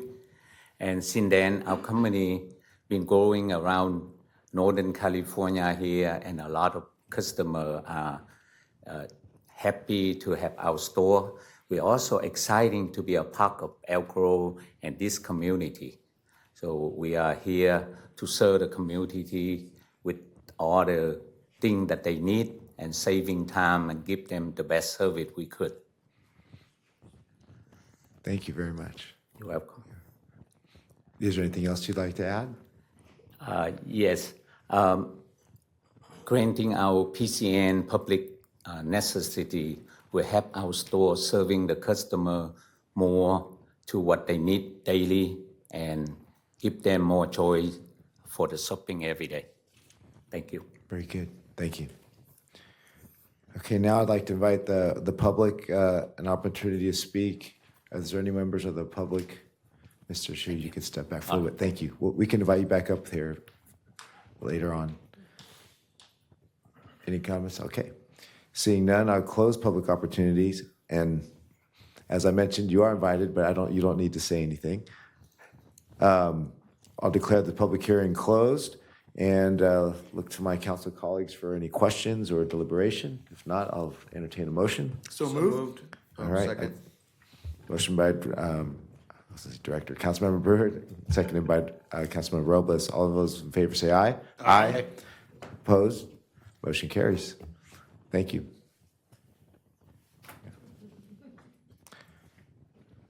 Okay. Next item, Mr. Clerk. That'll move us on to item 8.3, a public hearing to consider an ordinance amending Elk Grove Municipal Code, Section 8.03.010, license required fees, and a resolution adopting an updated animal license fee schedule. Good evening. Good evening. Thank you, Vice Mayor and council members. Gonna wait for my PowerPoint to load up here. Okay. Oh, you get the opportunity to do that. The Oh. keyboard, just pull that out, and close that one up, and go from there. Self-serve here. I am thrilled for that opportunity. Is it on the desktop? Yes, it should be the third one over. There you are. Do-do-do-do. Oh, all right. So again, what we're here for tonight is to consider amending the ordinance 8.03.010 and adopt an updated animal license fee schedule. I'm going to put that in presentation mode too. Little help there, so go for it.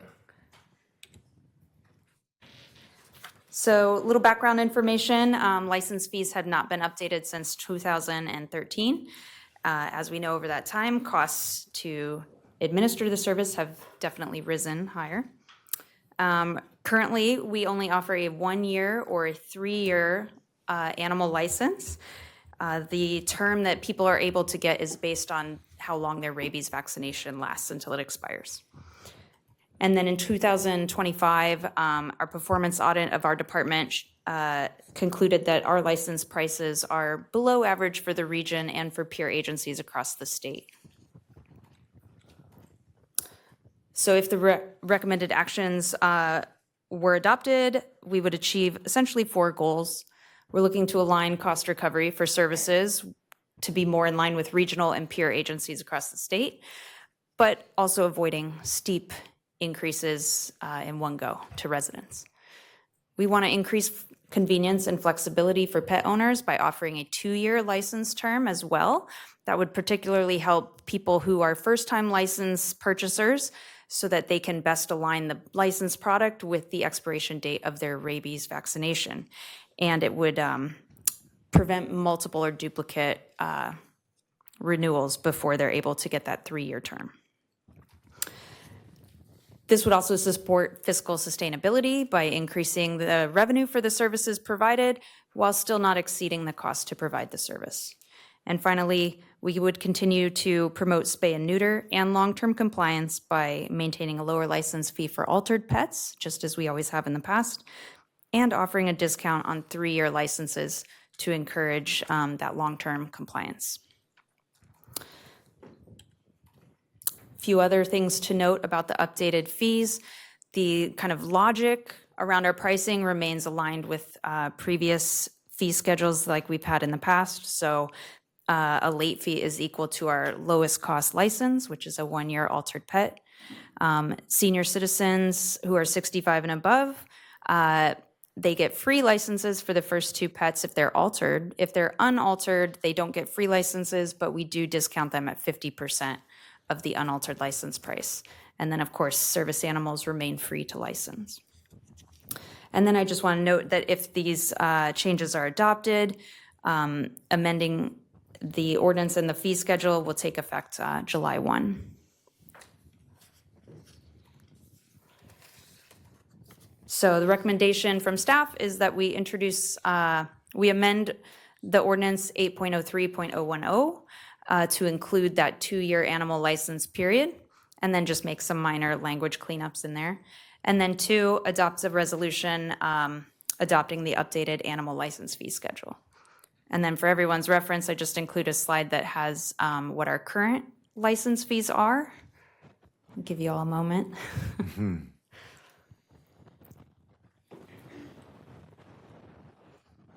And then what the updated animal license fees would be. So you can see very nominal, modest increases to the products. I'm happy to answer any questions. Okay. Thank you very much, Sarah. It's good to see you. Thank you. All right. At this time, I'll declare the public hearing open, and I don't see anybody sign up to speak. So I'm going to close the public hearing, public comment opportunity, declare the public hearing closed, and I'll bring it back to my colleagues for consideration. I do have a quick question. Yeah. So, you took the presentation offline. Okay, so if I recall correctly, for residents over 65, they have first 2 pet free registration, right? Okay, just. If it's spayed or neutered, If it's yes. spayed or neutered, right. Okay, so question that's not part of this, what we're talking about tonight, but hopefully it's a quick answer, is do we provide a discount for seniors over 65 to get spay and neuter? Yes, we do. Okay. Yes. Thank you. Any other questions? Entertain a motion. So moved. Second. All right, motion and a second. All those in favor say aye. Aye. Opposed? Abstained? Thank you. To be clear, the motion was for both the ordinance and the fees, is that correct?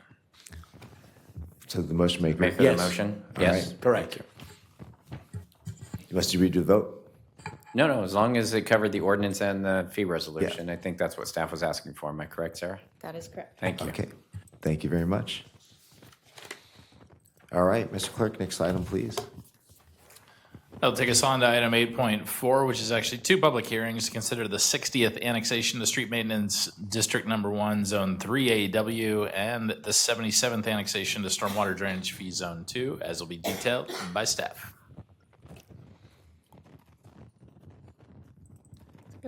Sorry.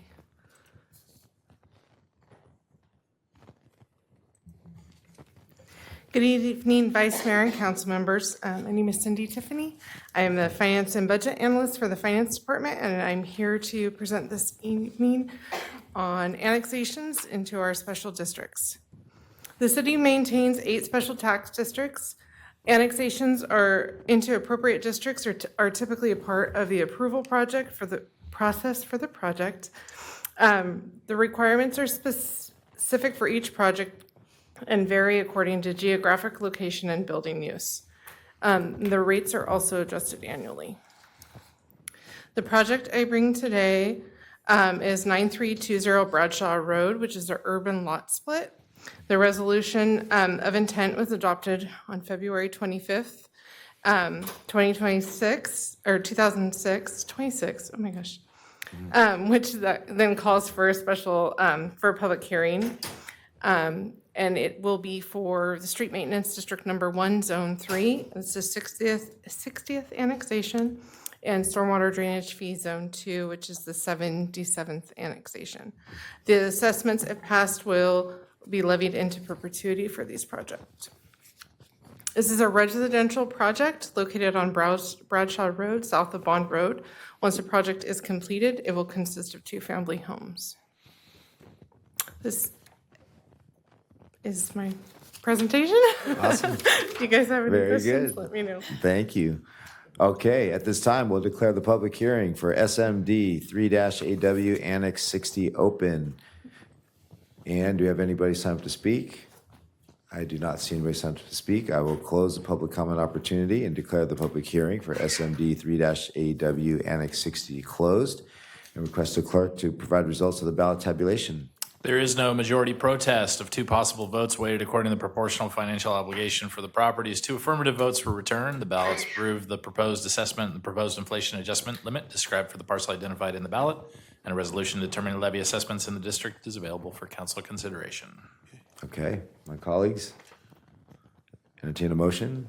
Motion A, moved. Second. All those in favor? Aye. Opposed? Motion carries. Next one, we have a second hearing to declare the public hearing for SWDF Annex 77 open. And I'll open the public comment opportunity. And seeing no comments, I will close the public comment opportunity and declare the public hearing to SWDF Annex 77 closed. Request the clerk provide results of the ballot tabulation. And again, there is no majority protest of 2 possible votes weighted according to the proportional financial obligation for each property. 2 affirmative votes were returned. The ballot approves the proposed assessment and the proposed inflation adjustment limit described for the parcel identified in the ballot. A resolution determining levy assessments in the district is available for council consideration. All right. Again, we'll look to my colleagues for a motion. Motion B, move. Second. All those in favor say aye. Aye. Opposed? Abstain? Motion carries. Next item.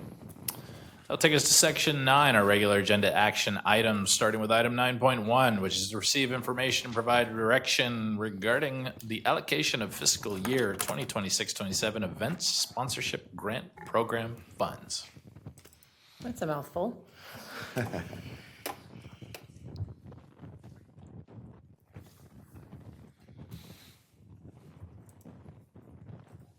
Hello, Vice Mayor and Good council evening. members.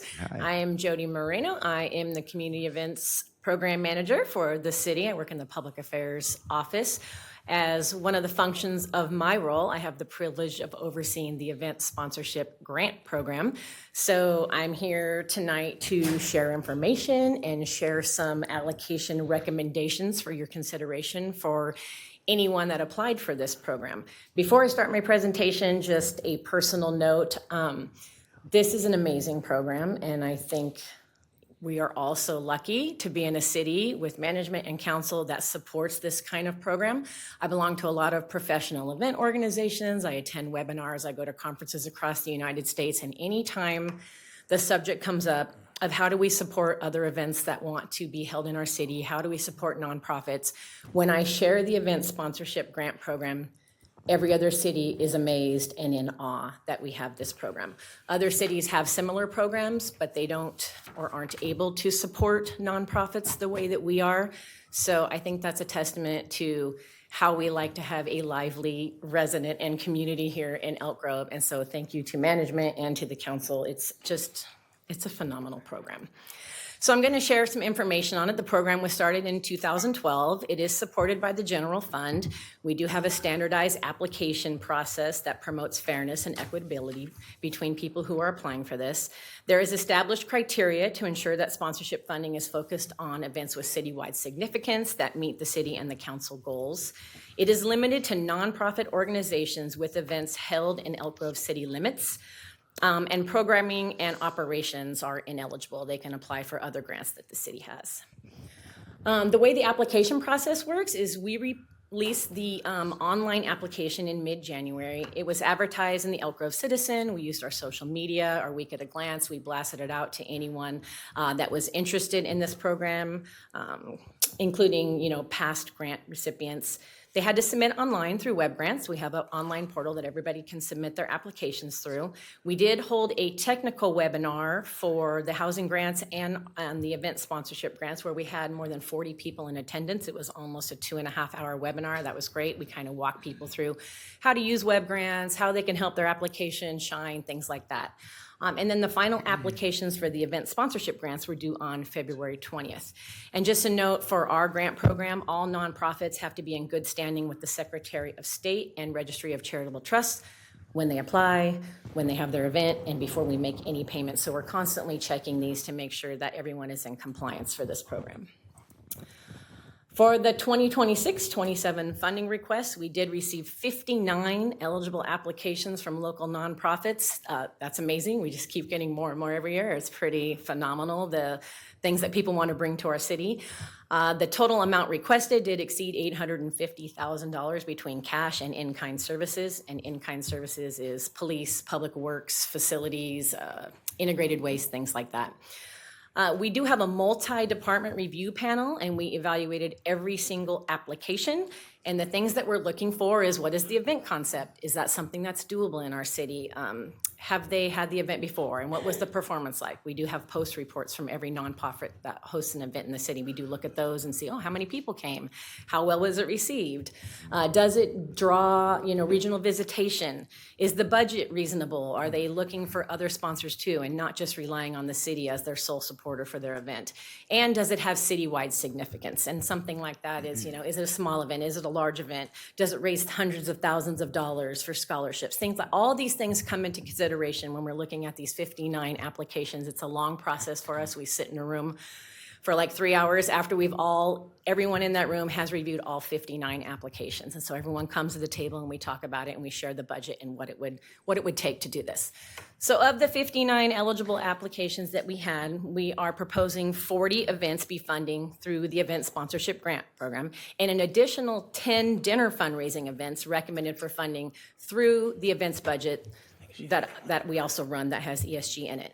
The reason that we separated the dinner fundraising events, why we know that they are very important to nonprofits, they may not have the same impact attendance-wise, but it does on how they run their business, how they do fundraising. So we wanted to set aside a separate budget and then look to next year to have them apply differently for that, so they don't have to apply through ESG in case it doesn't fall under citywide significance. We wanted people to have another avenue to apply. So we still want to fund them all this year. We asked them to apply through web grants. I'm putting them in a separate budget, but we're still moving forward with supporting all of these local fundraising dinners. I'm not going to go through all of them. I know you have it in front of you as well, but I will say first and foremost that there were 8 brand new ones this year, which is really exciting for us. We love everyone coming back and promoting their events, but we really like when we see some new things too. So you can see here in red, I have some of the new ones notated. The total support that you'll see on the right-hand side and that you have on your spreadsheets as well, and that includes everything. So that is if they had a facility, if it's just cash, if they had police services to close a road, integrated waste, things like that.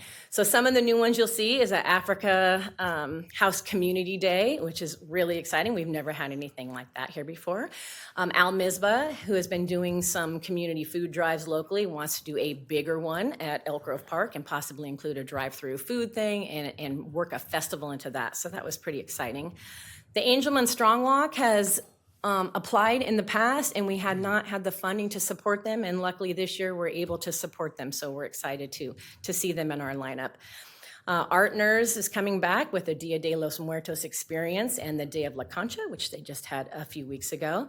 We have a new event producer for a Lunar New Year Market Fair at District 56, which they were just a renter this past year. They applied for our program, so we're happy to recommend them for funding.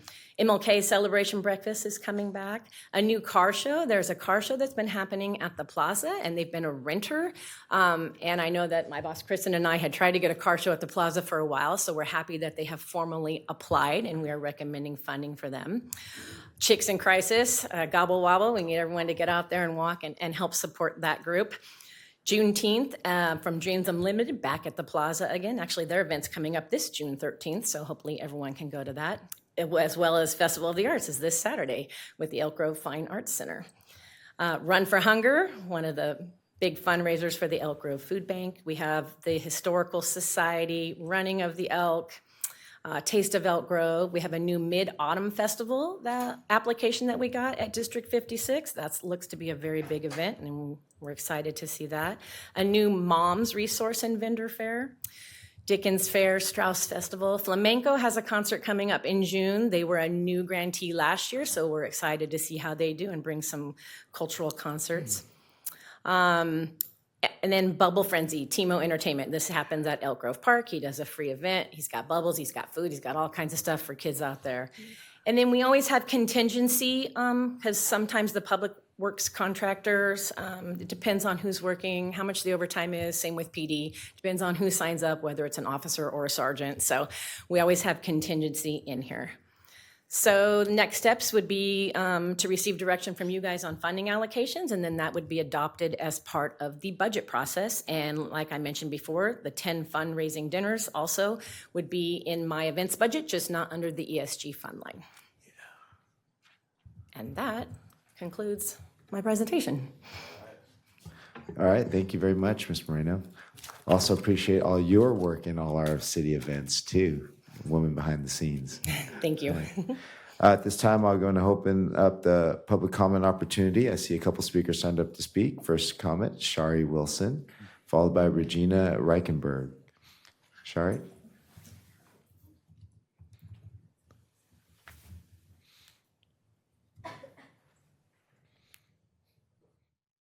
Good to see you. Good to see you all. Thank you. And thank you for all your help, Jody, with putting Juneteenth together. Juneteenth is in Elk Grove. It's more than a celebration. It's an economic driver and a community investment. This is our 3rd year, and it continues to grow.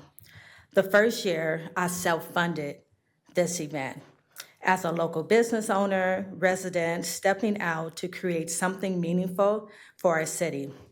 Now we bring in over 2,000 attendants, with people traveling from all across Central Valley, Bay Area, Solano County, and also Los Angeles. They don't just attend, they support local businesses. Restaurants fill up, vendors profit, and dollars stay right here in Elk Grove. We're doing our part to meet city and community, but the reality is this event costs a lot. And funding is getting smaller and smaller and smaller. Our impact grows, but also the need for investment. So we're not asking for charity, we're asking for partnership. Juneteenth is proven, Juneteenth is growing, and Juneteenth is good business. So I hope you guys consider us for next year. And Dreams Unlimited, we do so much for the community. This past Christmas, we was able to bless a local business with a cargo van wrapped and ready for marketing for their business. And we also helped house a homeless lady get into her apartment, and we bought all the furniture and all her essential things. So Dreams Unlimited is definitely invested in this community, and I just want you guys to be invested in what we're doing and partner with us. I appreciate you guys. Thank you. Next speaker, Regina Reichenberg.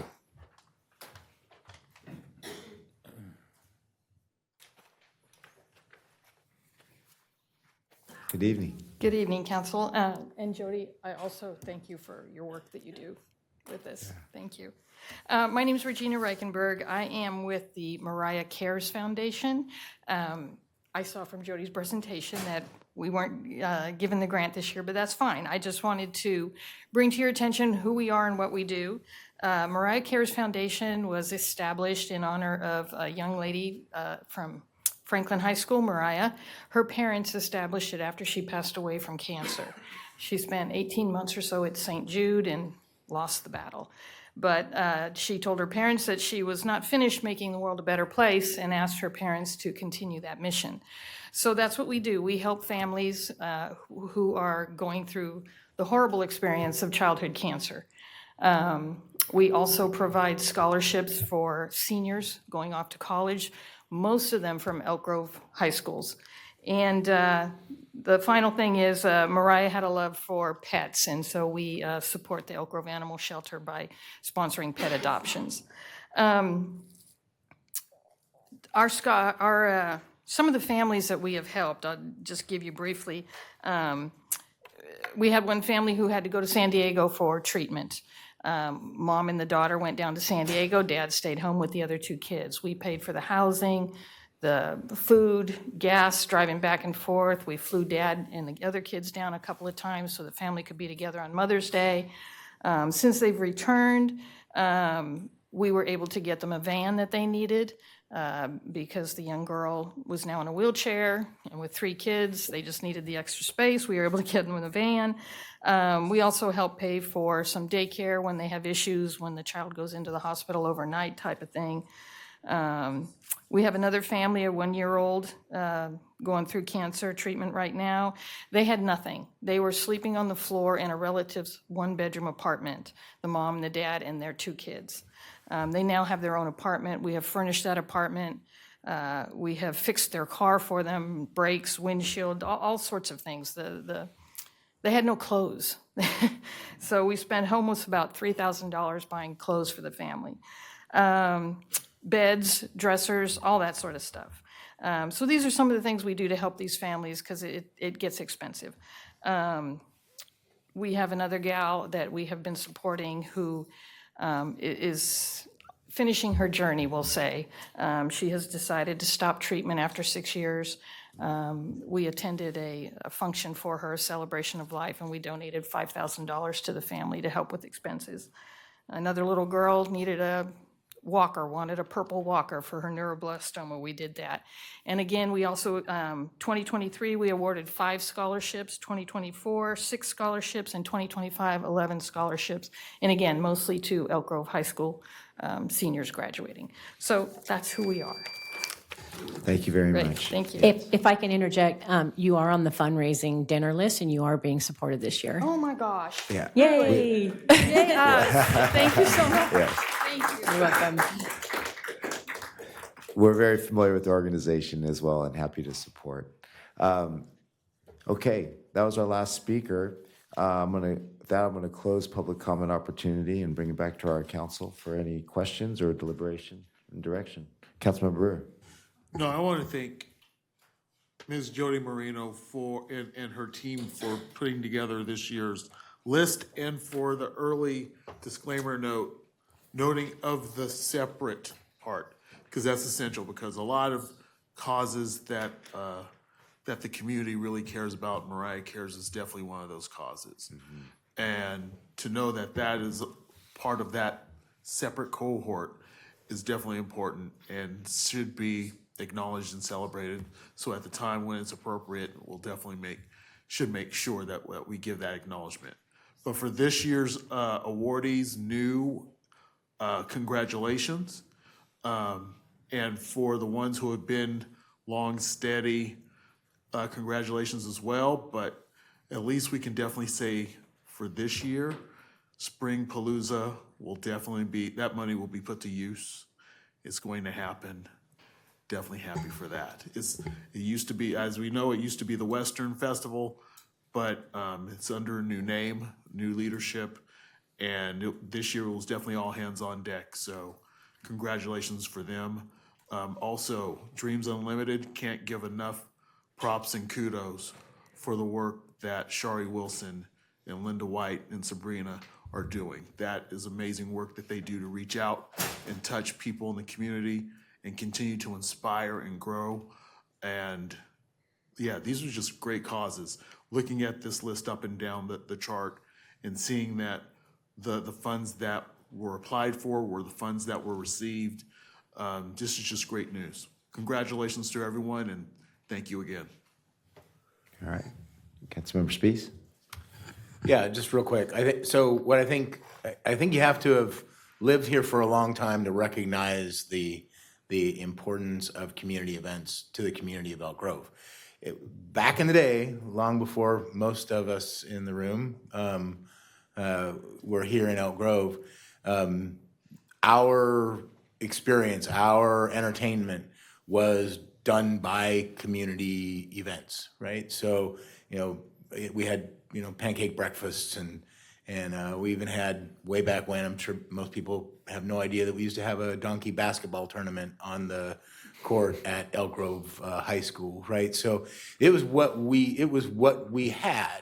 It was community coming together. And so I'm really glad to see that this, a more formalized program helps out to continue that. And I think these types of community events are the things that, continue to make Elk Grove still feel like a small hometown for a lot of people. So thank you very much, Ms. Moreno and the rest of your team and your peoples. I appreciate your help. Thank you. Yeah. Councilmember Robles? Thank you, Mr. Vice Mayor.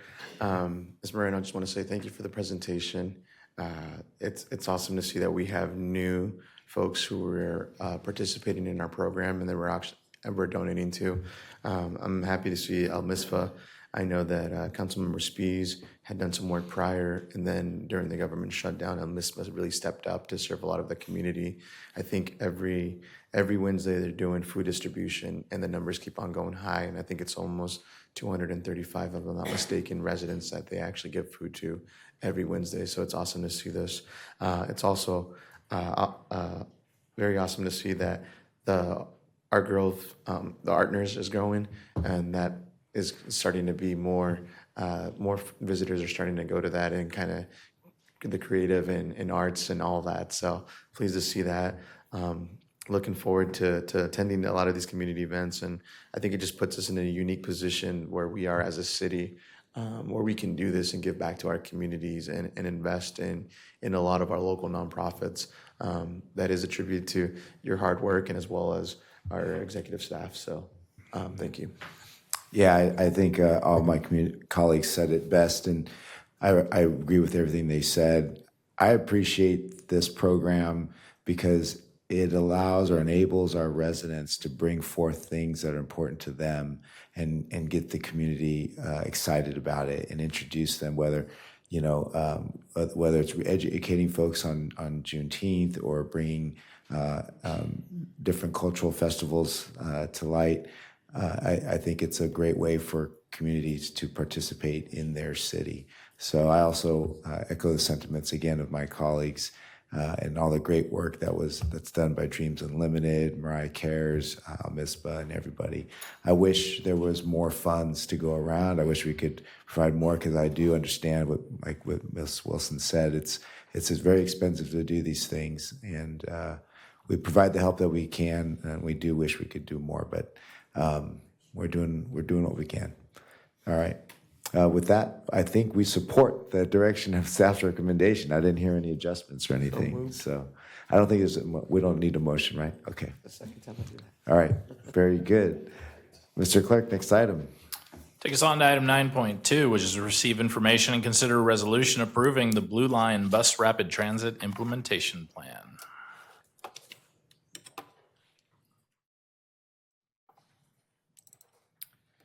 Good evening, Vice Mayor and Council. I'm Kaylee Lyons, your Transportation Planning Program Manager, here this evening for the Blue Line Light Rail Bus Rapid Transit Implementation Plan. So we've been working over the last 2 years in a partnership between the city and Sacramento Regional Transit District, or SAC-RT, on this planning study. It's currently funded by Caltrans, and I'm joined here this evening by Kevin Schroeder from SAC-RT, as well as Adam Dankberg from our consultant team at Kimley Horn.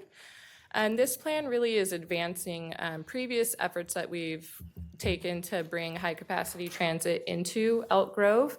And so the focus really here was to determine the feasibility of light rail and bus rapid transit options within our defined alignment. The alignment has been in our general plan since 2003, so it proposes high-frequency transit coming from Cosumnes River College south on Bruceville Road, turning onto Bighorn Boulevard, and then extending through the city to the Camera Road corridor. And this was again confirmed in the latest update of our general plan as well. So we've done some previous planning efforts for this. Most notably, the 2009 Fixed Transit Alignment Study really helped us identify the potential right-of-way needs that we would need, and helped us set out to begin preserving that. And I'll say that has made the feasibility of a project much more it's made it a lot easier, quite frankly, than it otherwise would be if we hadn't had that early planning effort. And then we've also looked at a couple of other concepts for bringing the high-frequency transit into town as well. So as I said, we've been working on this study for the last 2 years, and we've done 3 rounds of outreach, which I'll speak to in a moment. So what alternatives did we evaluate, and what did we find? So we started with 3 alternatives, looking at light rail, bus rapid transit, or a combination of the two. So alternative 1 is light rail from Cosumnes River College to District 56, and then it would transition to a rapid bus for the southern part of the corridor. Alternative 2 is light rail for the full alignment, and then alternative 3 is bus rapid transit for the full alignment. Within these options, we looked at center running and side running options for the bus or rail vehicles, and there's nothing that precludes us from mixing and matching the options that we've evaluated within here based on what makes sense through our evaluation. We also added a 4th alternative, which is essentially alternative 2, the light rail focus. But for one segment of the corridor, the rail vehicles would be sharing lanes with vehicles. And we looked at this to determine if it was a possible cost-saving measure or not. And then alternative 5 is one station getting to Bighorn and Bruceville. So we evaluated all of these alternatives on a variety of metrics. This is sort of a visualization of the substantial positive or negative impact of each of these components, and I'll run through just a few of these. So in terms of transit access, all alternatives would make transit faster with fewer stops and dedicated lanes throughout town. Alternative 2, which is the light rail for the full segment, has the greatest benefit to transit travel time. It removes the barrier of having to transfer from bus to light rail at CRC if you're reaching other destinations within the region, and so that really helps with travel times. We did do some traffic analysis, and we found slightly more delay, so up to about 8 seconds per vehicle at some of the major intersections compared to a no-build option. And then alternative 4, that option where the light rail vehicle would share with the personal vehicle, that had additional traffic delay. And that's just from queuing the length of the corridor and the vehicles. And then each alternative does include improved access for people walking and biking along the alignment. We also took a look at land use, and so we identified some station place types and ways to support transit being successful in the future. So we have 4 station area vision plans. Those are shown here. And so it looked at the existing land use pattern, opportunities for growth and development, and really ways that we can support transit in the future. And so helping to prepare for some of that so that it is successful. In terms of ridership, our analysis shows that alternative 2, so again, that's light rail for the full segment, is forecast to have the highest ridership. This would increase existing Blue Line ridership by about 20%, and all alternatives would reduce VMT. And then I'll just point out that the bus rapid transit compared to light rail has significantly lower ridership, and that's again because of the transition that you'd have to make at CRC if you're going elsewhere in the region, and some additional stops if you're on a bus versus a train, so the travel time is longer, which decreases ridership. In terms of capital and operating costs, that alternative to light rail option has the highest capital costs, but also the highest ridership. And then we found that alternative 4, so that mixed lane scenario, has the highest operating costs. That's because it's a little bit slower, and so it increases the cost to operate it. And then alternative 3, the bus rapid transit option, does have the lowest capital and operating costs, but it also has the lowest ridership. So we did 3 rounds of outreach and engagement talking about the findings that we had through the analysis. That included a project webpage that's been up for the duration of the project. All of our plans, detailed alignments, they're all available online. We did a couple of online surveys, community workshops, both in person and online. And then we attended a variety of community events. We set up booths, brought out boards to talk to folks about what we were finding and get their input. And then we distributed the draft plan online with interactive commenting, so folks can leave a comment. They can also see what others are saying and upvote or downvote that as a way to get some interactive input as well. And then we had a stakeholder advisory committee with partners throughout the region so that they're reviewing the plan as well. So what we found is that frequent service, safe and comfortable rides, fast, reliable trips are what would encourage more transit use. And then for the survey, we listed out each of the alternatives and we had the graphics available. And 70% of the survey respondents did select a build alternative. And alternative 2, that light rail along the corridor, was the most popular. And then the key concerns that we heard during outreach was about safety and construction impacts. And so if a project did move forward, we would work closely with our police department, SAC-RT's police department, their transit ambassadors to address any concerns and really plan with that in mind first. And then the construction impacts, noise, things like that would be evaluated during future phases and the environmental phase. So through the analysis and the outreach that we did, we do have a proposed project from staff, which is to establish light rail along the corridor as our proposed project, what we would like to continue moving forward with. The alignment is here. It would be center running from essentially CRC to District 56, and then it would switch to side running down to Bill B and the livable employment area. And I really do want to emphasize this would be a phased delivery. So we want to confirm light rail along the full corridor so that we can continue working on those station area visions, making sure that we have transit supportive land use and that it is successful in the future. So we could do this with initial operating segments, a minimum operating segment or a segment of independent utility. And that could either be Bruceville and Bighorn, so just one station to start, or 3 stations down to District 56. This would require a mixture of funding sources. So the Federal Transit Administration has a capital investment grant program. It has new starts for light rail, small starts for bus rapid transit. And what we've seen initially is that light rail is actually more competitive on their metrics because it has higher ridership and it's the extension of an existing line versus establishing a new line. So more evaluation would need to be done, but initially that's what we're finding. And then there's a variety of state, regional, local funding sources as well that we could tap into potentially. A future local sales tax measure. This is something the Sacramento Transportation Authority has been looking at for some time. So possible inclusion into something like that in the future, but nothing is set yet in terms of funding right now. And that's because the implementation process is complex. So we are at the green box right here. We're doing some corridor planning. We would still need to go through design, right-of-way, environmental, the Federal Transit Administration funding process. And so this really is a years-long complex effort that we would be working towards.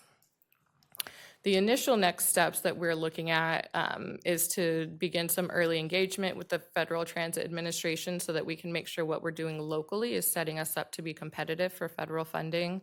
We'll continue collaborating with our regional and local partners, working with SACOG, getting the project as needed into the regional transportation plan and identifying future funding. Exploring those land use policies, any changes that we may need to make, and then getting to a point where we are officially adopting a preferred alternative. So this evening, staff is asking council to adopt the resolution finding the plan exempt from CEQA pursuant to section 15262, and then approving the Blue Line Bus Rapid Transit Implementation Plan, which includes all of the analysis, evaluation that I mentioned here this evening. And the project team and I are available for questions. Thank you. All right. Thank you very much, Kaylee. Okay, I'm going to, at this time, open up the public comment opportunity. I see 8 speakers signed up. My first speaker is Lynn Wheat, followed by David Baker.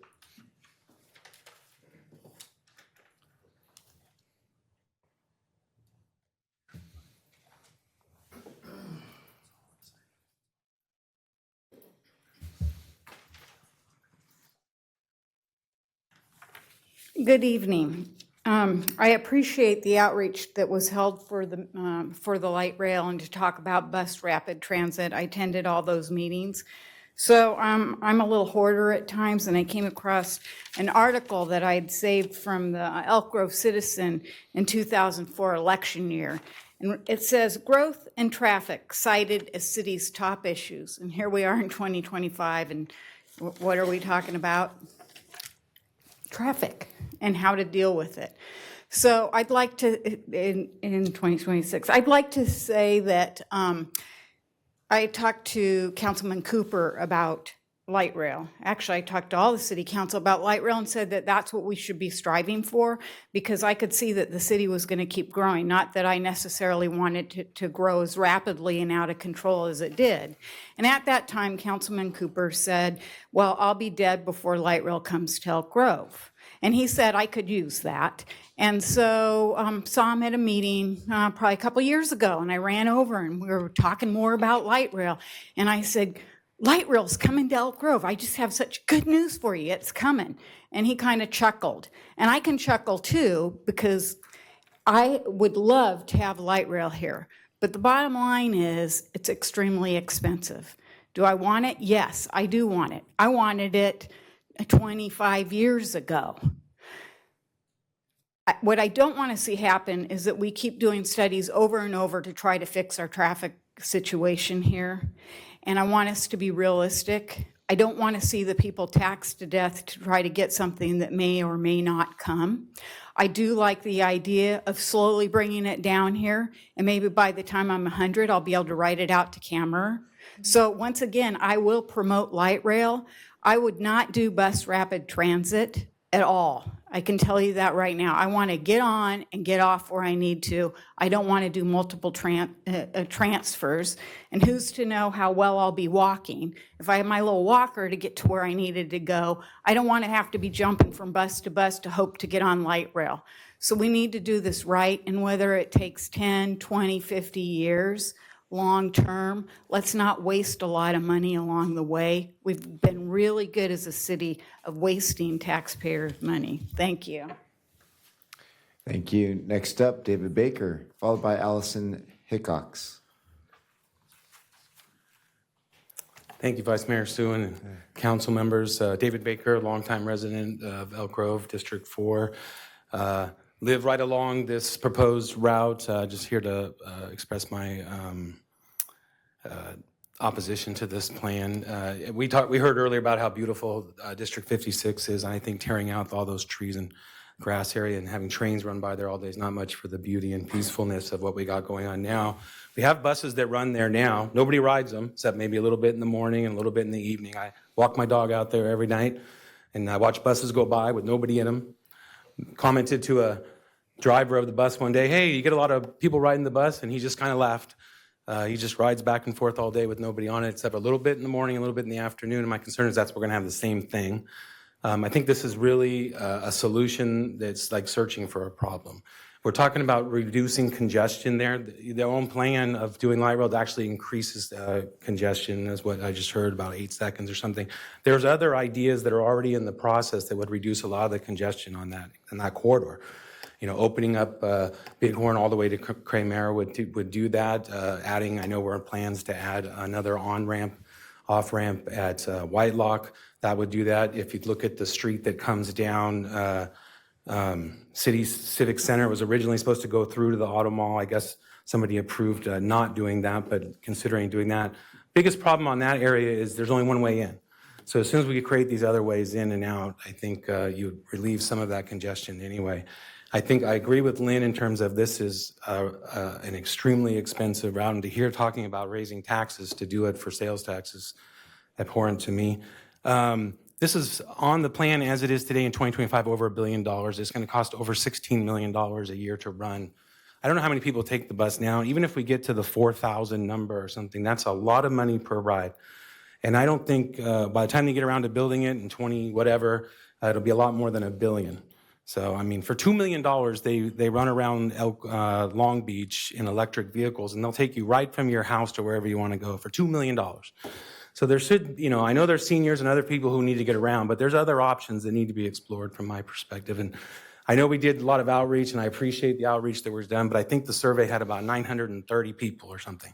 So you're talking about the people who are in favor of doing this all the way was, 300 people or something. And people in my neighborhood have never even heard of this plan when I talk to them. So, I would appreciate a little more effort in talking to the people who live along this line about how it will affect.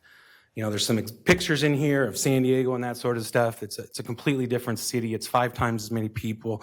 If you've ever driven the trolley down there, it doesn't go through neighborhoods like this. It's completely different sort of neighborhoods. I don't think it's a good fit for our city. I know our city's growing. I'd love to see the donkeys come back or something, but I certainly don't need trains running up and down there all day that are mostly empty and are really going to wreck the peacefulness of that neighborhood. Thank you. Thank you. Okay, Allison Hickox, followed by Marley Duncan.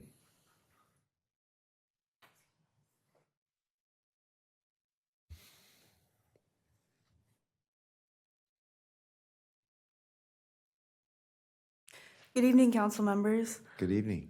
I am a student at Cosumnes River College studying becoming an environmental scientist, and I'm a lifelong Elk Grove resident. I'm here to express my support for the Blue Line implementation. I think that implementing light rail in Elk Grove is a crucial step in meeting our climate action plan and sustainability goals. As a lifelong Elk Grove resident, the thing I most dislike about our city is that it is so car-centric and public transit tends to be very limited, if non-existent at all, hence why many people don't choose to take it. Traffic is a big problem here, as was mentioned earlier, and so I feel that light rail expansion is going to help our city become a more livable place with reduced traffic, especially as the city adds new developments and expands our population. In a time when car ownership and gas prices are extremely expensive and gas prices tend to be very volatile, I think that having a traffic-free and green commute is going to be a very important addition to our city. There's also a lot of residents that regularly commute to Sacramento and beyond, including myself. So having, again, a traffic-free, carbon-free commute is going to be very helpful for a lot of people and serve a lot of residents. And there are also a lot of elderly residents or people who can't afford to have a car who would really benefit from this plan. Thank you. Thank you, Allison, for coming down here.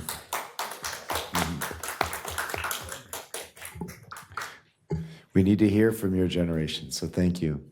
Marley Duncan, followed by Abigail Yonan. Hi, I've been an Elk Grove citizen for a few years, and I'm also a CRC student, and I major in anthropology. Reducing car dependency should be a priority. Transportation by car is not a viable option for everyone. This has always been the case, and we have always needed reliable alternatives. Citizens who can't drive are forced to hitch rides with others, attempt to navigate the limited bus system, or walk between highway crosswalks and strip mall parking lots that are either grossly congested or vastly empty. Biking also is not the norm here because many drivers lack pedestrian awareness, and therefore many people don't feel safe to bike.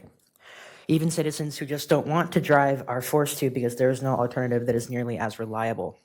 This is increasingly alarming as citizens struggle to afford the rising gas prices, the local impacts of which have not yet been fully realized.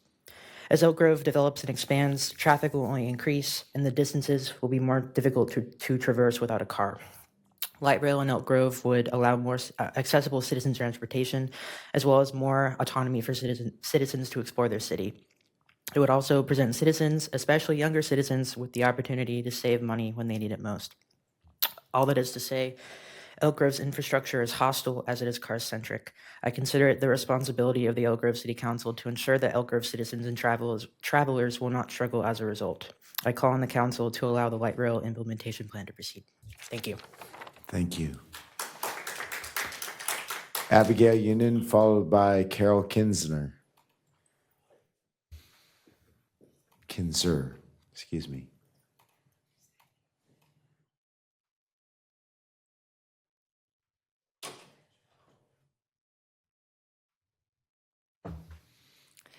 Good evening. My name is Abigail Yonan, and I'm in favor of the light rail extension. I moved to Elk Grove in 2012 with my family, and I've grown up here ever since. Because I love this city and the amazing community, I always wanted to strive for better. One of the biggest issues I've noticed since moving to Elk Grove is our traffic congestion, as I'm sure many others would agree with me. With the expansion of the light rail, we have the opportunity to help smooth traffic flow and cut down on travel time.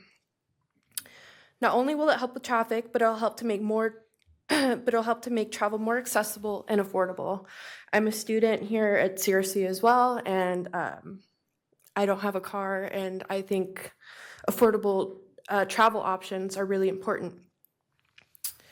It's also important because we are growing like crazy. The city is growing very fast, and so is our student population. Another issue that the light rail extension addresses is our increasing use of gas emissions as the city continuously grows. With the light rail as an alternative form of travel, we are keeping gas emissions lower and creating cleaner air for our community. With that being said, extending the light rail into Elk Grove will help cut down traffic, make travel more affordable, make travel more accessible, and help create cleaner air in our community. Thank you. Thank you.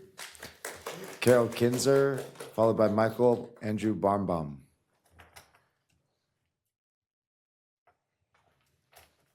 All right, good evening all. Happy Earth Day. Happy Earth Day. My name is Carol Kinzer. I'm a longtime resident here of Elk Grove. Got married here, been here 36 years. I've been waiting for light rail to come because I'm a big environmentalist, and I'm always so impressed when I go to other cities, Toronto, Mexico City. I want that in Elk Grove. In fact, I'm very disappointed we haven't gone this route, and my husband and I are considering moving into Uptown because we want to live in a society where we don't have to get in a car every day.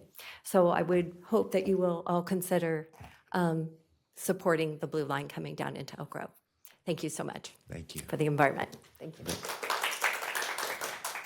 Next up, Michael Andrew Barnbaum, followed by our last speaker, Nathaniel Headley. Good to see you, Michael. Good to see you. Thank you, Vice Mayor Suen and members of the Elk Grove City Council. Before I begin talking about the testimony and the item, I first want to thank Councilmember Brewer for your service on the many transportation boards that you do serve on. The light rail transportation plans and priority lists are listed for the Elk Grove extension with a 0.5-cent transportation sales tax countywide. I wanted to put that on the record. So good evening again. My name is Michael Barnbaum. After living on campus the first 2 fiscal years, 1995-96 and 96-97, I moved off campus my 3rd year. But the biggest decision in moving off campus was where. Where would be safe and where would it be accessible? So I discovered after moving off campus the Woodlake neighborhood of the city of Sacramento. And the Woodlake neighborhood was something very attractive to me, including but not limited to the fact it has 3 light rail stations. The one in the middle, which serves as the Old North Sacramento Transit Center, which just recently got its platform modification done, and an adjacent complex, the Rivo Apartments at Arden Del Paso Station, is going to open within the next 30 days. So what a great thing to have a transit-oriented development there. And it was a selling point for me because it was where I could get to a station within 5 minutes walk or the transit center within a 15-minute walk. And the light rail is frequent, runs as early during the week as 4 in the morning and as late as after midnight. So it allows me, with the flexibility of that, to do things transit dependent and not needing a car in Sacramento. So I hope that the city of Elk Grove will adopt the light rail implementation plan, continue to work with city staff and RT staff on next steps forward. And with that, and I see it, my time's almost up. If it was me, I would make a motion to adopt the resolution on page 7 of the staff report. Direct anything you want additional to city staff and RT staff, but keep your option open to explore bus rapid transit along the Elk Grove, Florin, South Watt, and Watt Avenue corridor from the Corporation Yard to Vista Grande and Santucci Boulevard in West Roseville. That would be a BRT corridor worth pursuing. Thank you very much. Thank you. Any questions? Oh, we're good. Thank you very much. Thank you. Next speaker, our final speaker, I should say, Nathaniel Healy.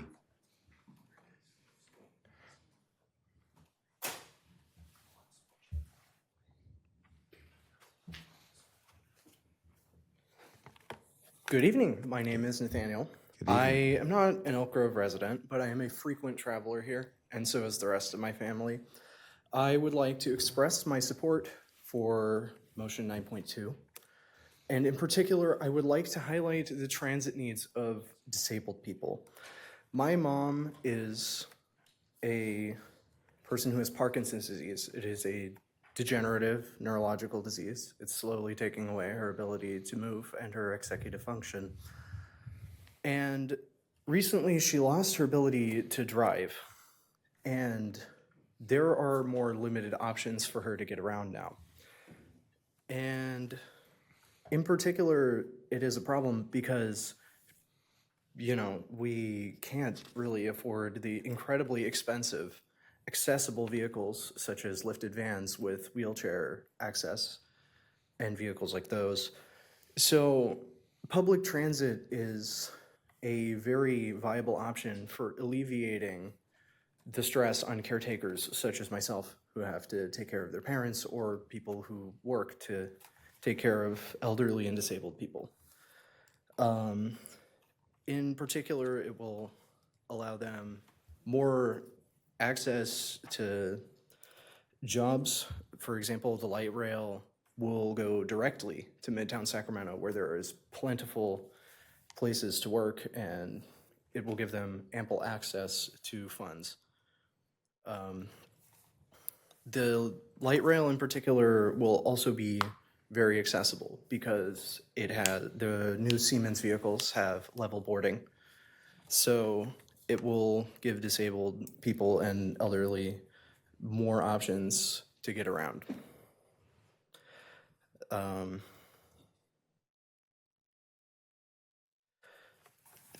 Thank you for listening and have a good evening. Thank you.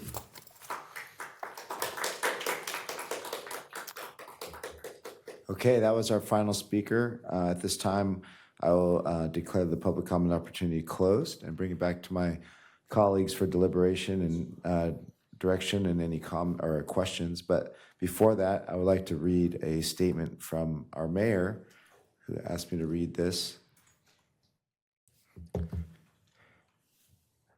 The mayor supports staff recommendation. Light rail will provide essential transportation options for our city and residents. Elk Grove will be better connected to Sacramento and our region. The project will also alleviate some traffic congestion. As SAC-RT Chair, I look forward to working on this project to improve transportation options for our community. Okay, that was from our mayor. Let's look back to our council colleagues. Councilmember Robles, go ahead. Oh, yes, of course, Councilmember Brewer, yes, your other representatives on RT. Yeah, please. I would have loved to have heard from the other panel before, and I just played cleanup. Let me play Aaron Judge on this one first. Okay, we're going to go back the other direction. He's deferring. Thank you for the presentation. I think transportation is definitely important as we continue to expand. I also do believe that, at least for me, I think we need to also continue to kind of see other modes of transportation. But I would be happy to support staff recommendation as we look to this. All right, Councilmember Spees. Okay. All right, so let's recognize the need. You know, traffic has been not great because we've provided what people have asked for. People have asked for more shopping, they've asked for more restaurants, they've asked for, retail, all that. And that has made traffic more difficult. We are undergoing other opportunities to try to alleviate that traffic, right? Here's my challenge. There is certainly a need to have a more efficient way to move people to Sacramento and beyond. That absolutely needs to happen. My challenge is that when the only tool you have is a hammer, you treat everything as a nail. And when we asked for the study, we said, please evaluate BRT and LRT. And there are other options which are emerging. There is, in Utah, they're beginning to work on electric, for lack of a better terms, planes, right? Electric. They're working on, the future is autonomous. And when we're looking at the future, when we're looking at a 20-year horizon, I look at it and think, my gosh, we're going to be solving tomorrow's problem with yesterday's solution. And so for me, I completely understand the need. I could support it if we had evaluated more. But again, if we ask RT, and there's absolutely no concern or problem with RT, but when we say, tell us about LRT or BRT, we're only looking at two of several options. So with that, I won't be able to support this. I would love to have some more investigation into autonomous or into, I don't want to sound like George Jetson. I'm sure that's what I'm going to get, but there are other cities and states that are evaluating or autonomous piloted vehicles. So with that, I won't be able to support. Okay.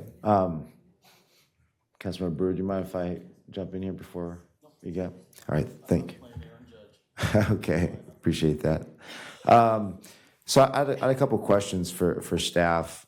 First of all, as far as the ridership that was mentioned, alternative to having the most trips, or would provide the most effective. Was there a direction with that, or is it both ways? Was it people coming in or going out? Was there a distinction?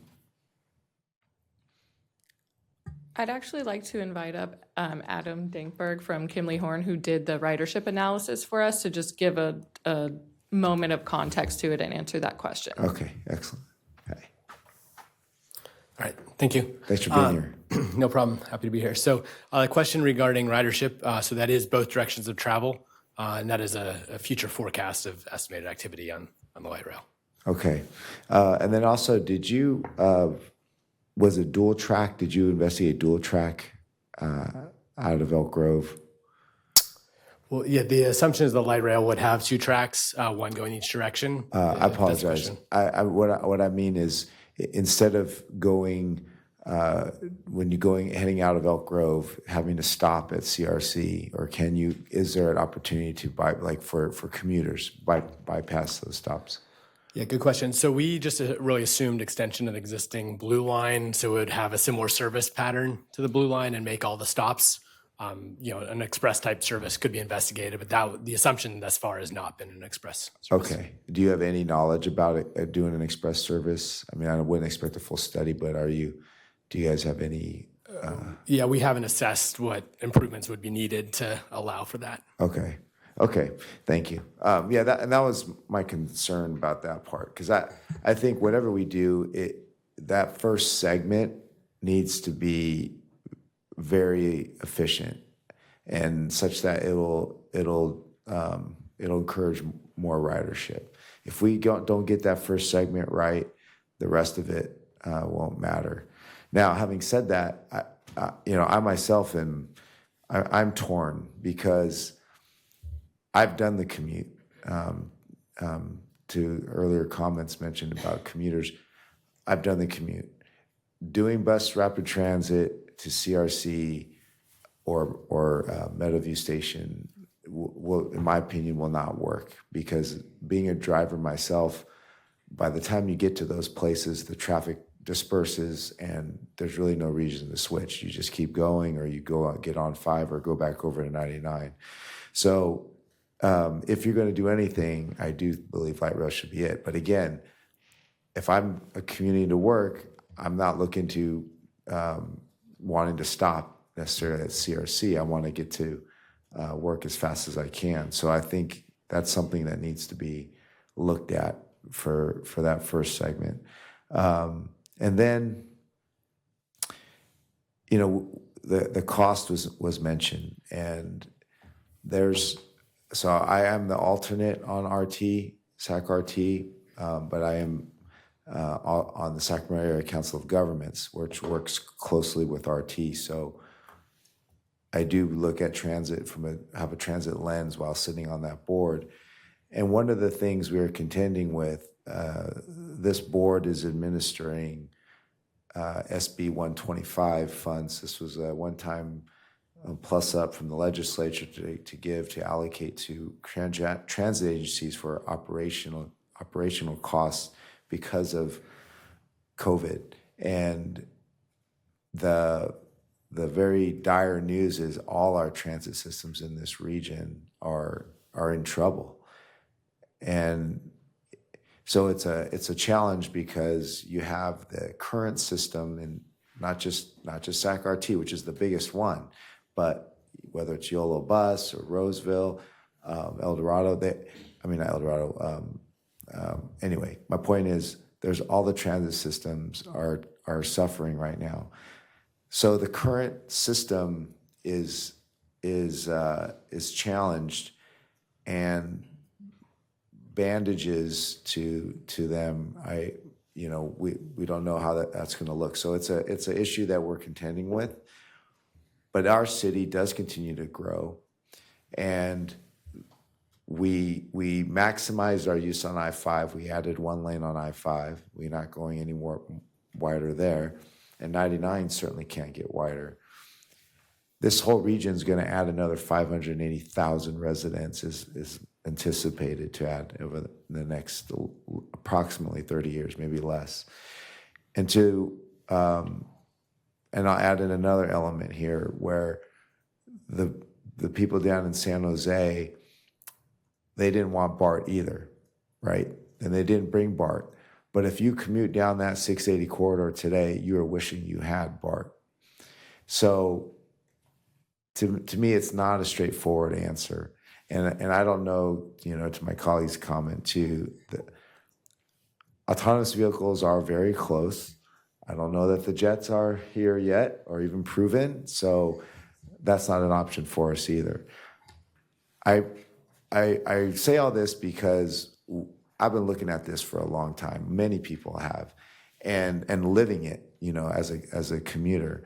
And so we do need something, because we can't have 500 autonomous vehicles on our roads. That's still 500 vehicles, right?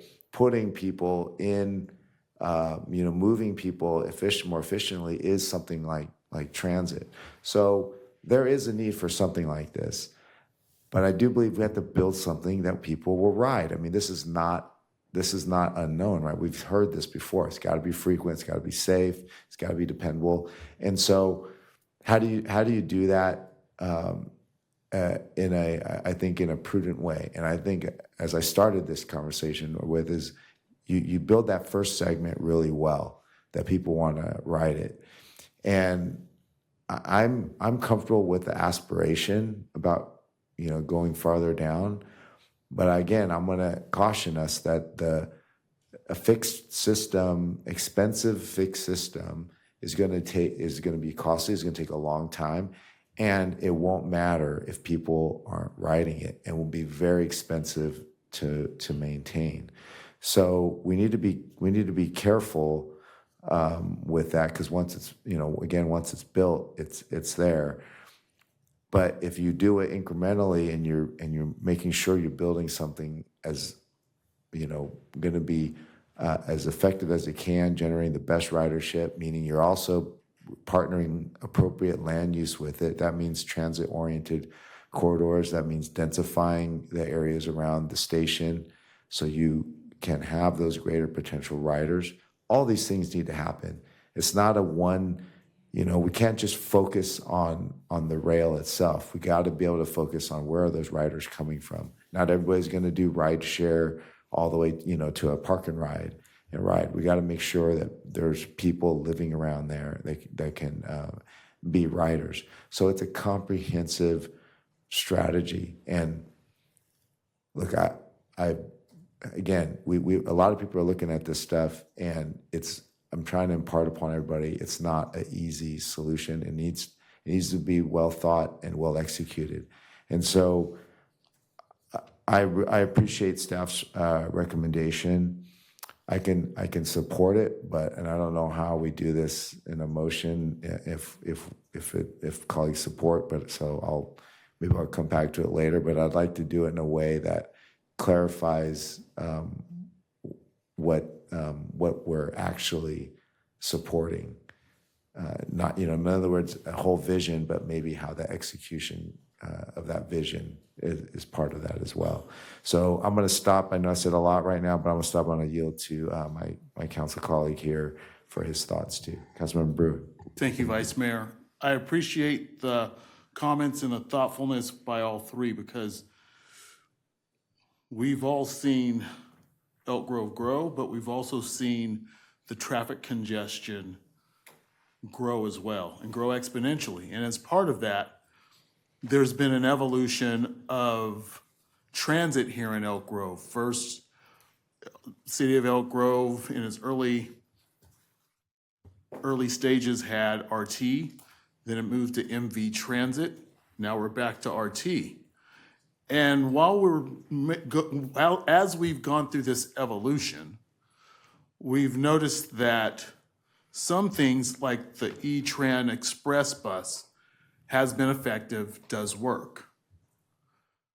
But you have to get to the designated kiss and rides to get on those stops. Now it's actually gotten better, because now there's designated stops that the E-Trans run and picks up people as they go to Sacramento for work and in the day coming home. Some opt to take light rail, and they take the stop that traverses down to Cosumnes River College. There is a concerted effort for folks based on the workshops that the City of Sacramento and Sacramento Regional Transit has held, where we had a chance to listen to folks on the ground and through the surveys actually articulate what their needs were. And the one thing that people definitely ask is that if you do light rail service, please do it right. You don't have to do it all in one build, but you have to do it right. It can be done in stages. We do have the pathways and the right-of-ways to make it work, especially when you go south of White Lock Road, because that right-of-way is very visible when you see the Parties apartments. And when you go by the new firehouse, you see the widening of that pathway. It's not just there for flora and fauna. It's there because it's part of a future plan. And that's where, and seeing how that Southeast Policy area and the Madera Ranch neighborhoods are growing, there will be people that will be riding light rail. Not everyone will be driving. You will have a lot of students that will be using that light rail service. You have Fortune High School, you have Cosumnes Oaks High School, you have the kids at Elizabeth Pinkerton Middle School. They will be riding that rail in some way, shape, or form to their homes, because not everyone lives within the 2-mile radius of those campuses. Some of them live farther out. If light rail does come in, we have to reimagine how we're going to do transit in this city. because the current routes that we have, they worked for the time being. But I'd say about 5 years ago, and seeing how some of these buses are far away from the hubs of the schools, we have to start reimagining how we're going to do transit in the city, how they all coalesce and combine with the existing light rail systems that take place. Because one thing is definitely true, the light rail should have an express route that leads from Elk Grove into Sacramento. How we do that, I don't know. Maybe it's a stop where you bypass CRC, you bypass Meadowview, but if you do that, then you have the existing blue line, and then we're talking about inequities. And that's a whole different level and a whole different discussion, but it's part of the conversation that I think for South Sacramento is definitely overdue. And I know Mr. Barnbaum mentioned something very specific about having a line on the east side, whether it be bus rapid transit, that can come all the way down from the stop that goes up to Folsom Boulevard. That's something that should be looked at as well, at least from a bus rapid transit standpoint. Because the bus rapid transit in the Sacramento part that is planned for Stockton Boulevard is done with that very vision of what Vice Mayor Soon had mentioned, just getting people into downtown or getting people to Aggie Square as part of an overall regional approach.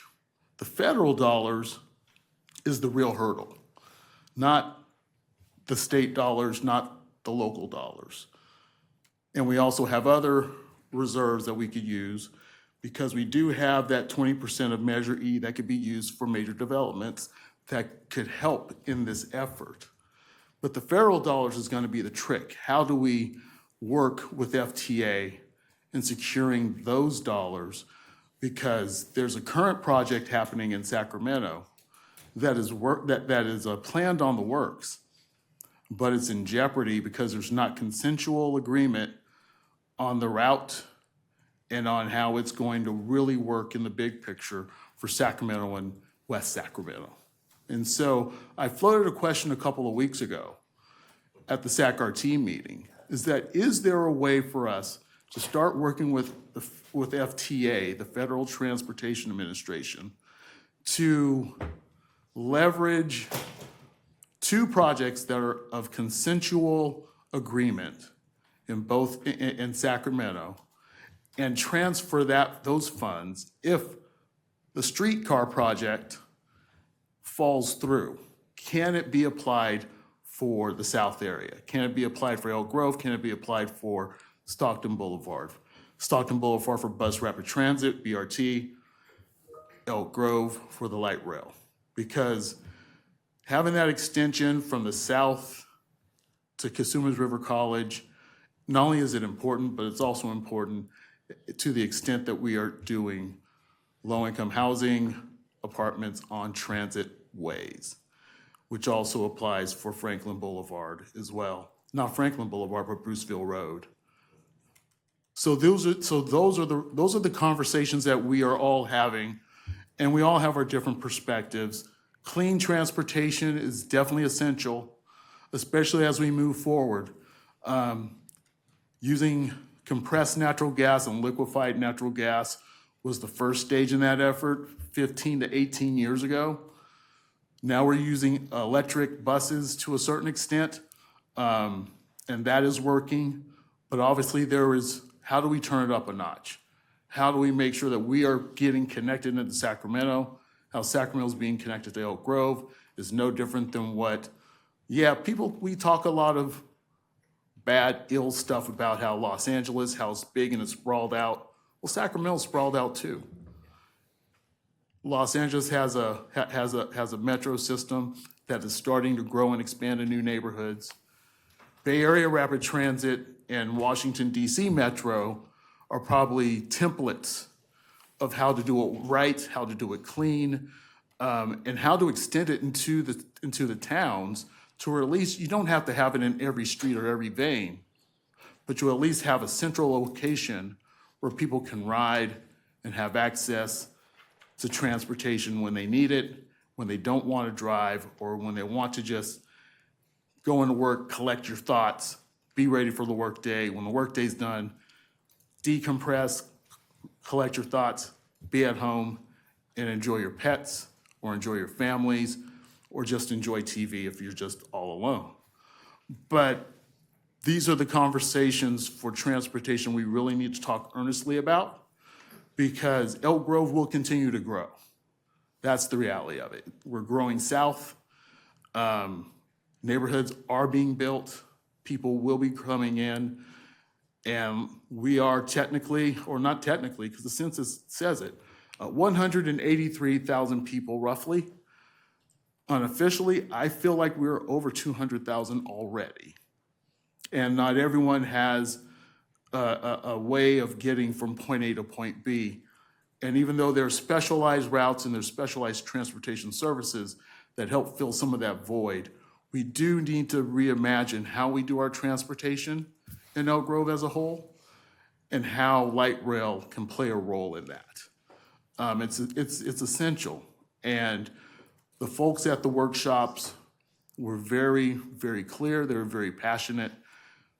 And they're right, because they see what we see every day, but they are actually riding on the transportation every day. And it's something that we really need to listen to the public on.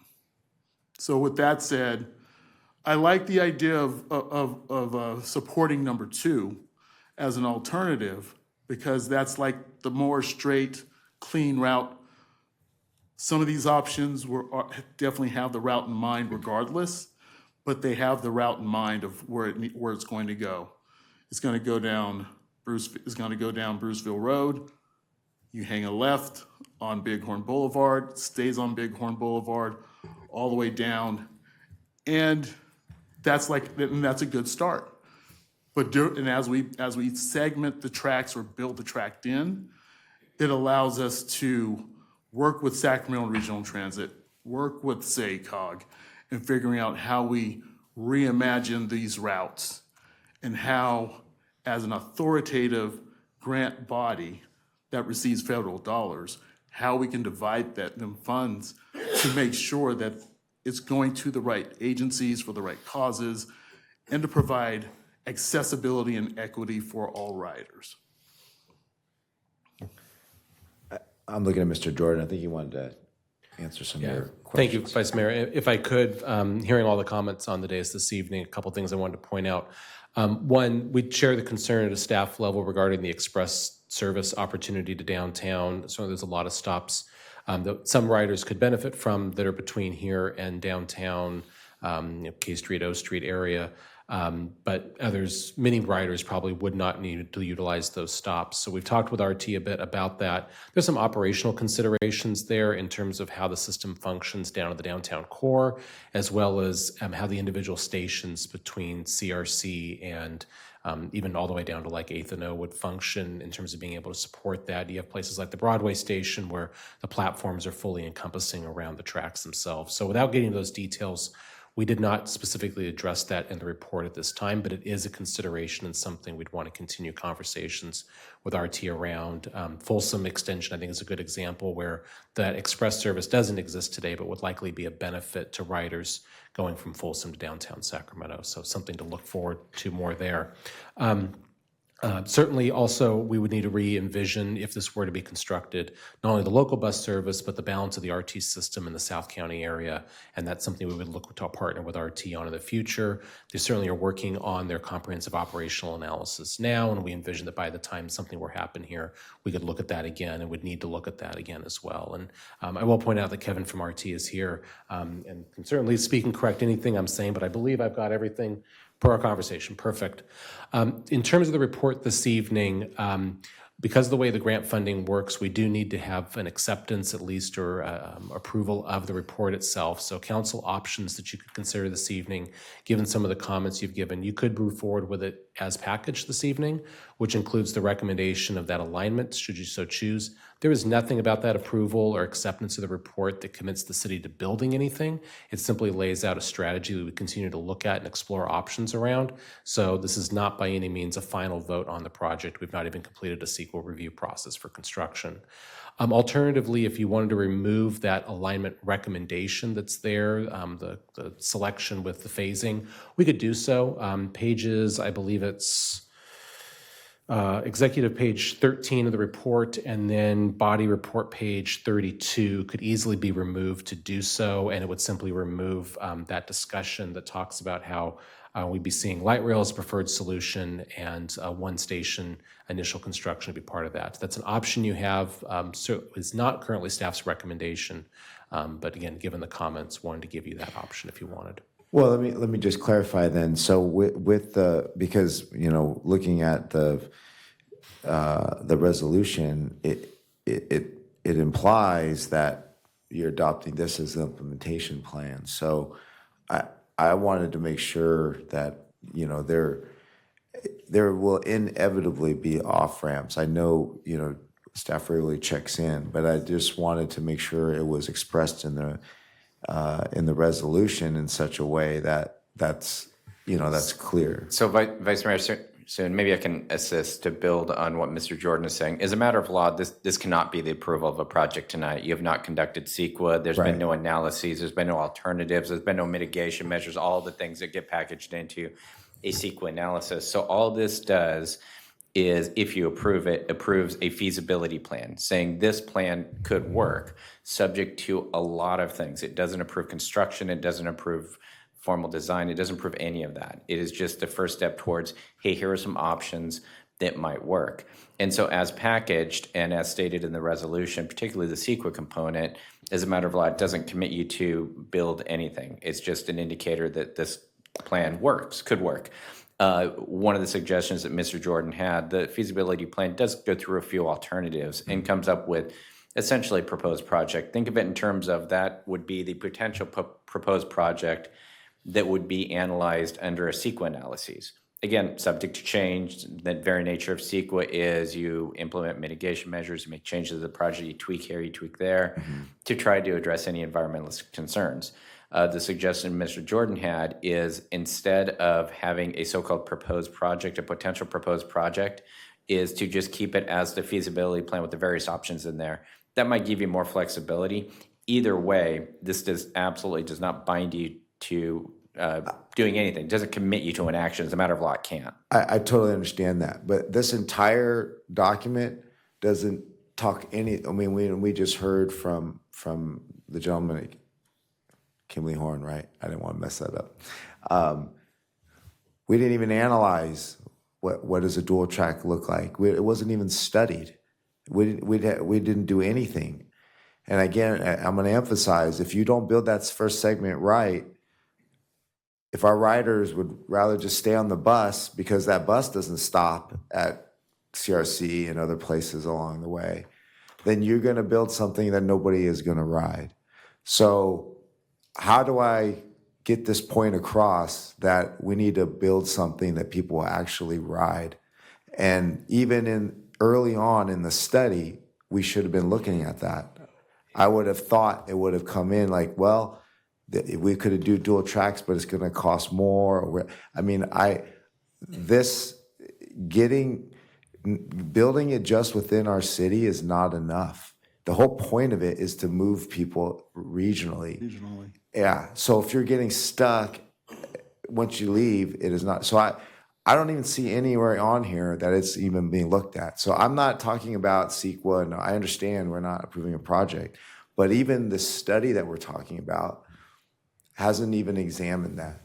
So I'm asking, how do I get that clear in this motion, so that when we're going to look at something that actually would be what people would ride, because it's going to cost a lot of money to build it, and it's going to cost a lot of money to maintain it. But you know, we're at least what I'm seeing is we're visualizing it by itself.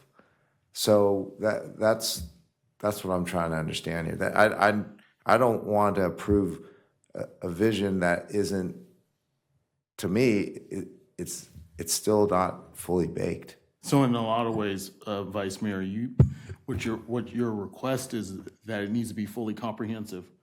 It needs to look at everything on the table that dual track being a part of it, because we're doing a disservice for ourselves by not having it be fully comprehensive of how this is part of a regional approach. Yes, yeah, it's got, I mean, the aspiration I get, but it's still not clear to me how if you did that, it would, if you built out this whole thing, how would it be written? Because again, what I talked about, getting to the other places.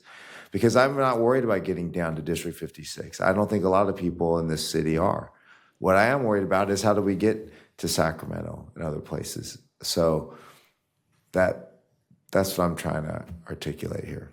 Vice Mayor, if I could, please. So I want to make sure I understand something because it depends upon, it may change my vote. And only that, as I heard from you, Mr. Jordan, is that contractually or for the grant or for whatever, this needs to be approved so it can be completed, accepted, and then the grant is completed, right? So this is sadly a mere formality when we say approving transit implementation plan. It's simply only approving a document, not the options, right? Okay, so given that, I can change to a yes, only because we've got to accept the document. But I think what you're also hearing from others in a different way is that it isn't a fully inclusive, thought out plan that we would want to take and make a decision on today. When we go to something further down the line, I would like to ensure that we include all of the options, which may BRT and LRT and regular buses could be part of the solutions, but there are other alternatives that should be looked at as well. We are on the cusp of a revolution in transportation with AI, quantum computing, and other things. And if we're going to, if we're saying that everything's still on the table, I want to make sure that's on the table because I don't want to solve yet tomorrow's problem with yesterday's solution. I don't want to have an old trolley when I can have a flying car. Do you and have? so that makes sense. I mean, I'm willing to go yes in order to adopt the plan so we can check the box and have everybody paid, right? Councilmember Spies, I'm going to ask staff here, but I don't know that. Does the grant have enough to do what he's talking about? So I think a suggestion would be, and I'm having Kaylee double check the language. I think we can actually change in the resolution from adopt to accept, which may alleviate a little bit more of the concerns I'm hearing. The second thing is what I'm sensing is if you were to make a motion to accept the report, with or without the revision that I suggested earlier in terms of what that potential project defined is, you could direct staff that prior to any additional work being contemplated on this or a similar project, that additional analysis regarding regional connectivity and other regional implementation efforts, be they express service along the corridor or other bus transit improvements that would dovetail in with this expansion, should also be considered and better articulated. And that before any final decisions of funding are committed around a project, that other technologies as they evolve be further considered and analyzed. I think those would all be reasonable solutions. Yes, there are changes happening in transportation. Things are happening very rapidly these days, and so we can certainly look at those more. And again, this is very much a long play. It has been many years to get to this point. We have studied this a little bit in a couple different ways. I think from a land planning perspective, we continue from a general plan policy to look at and require dedication of the 40-foot right-of-way south of Elk Grove Boulevard for those projects. We would continue to do so because that is adopted policy.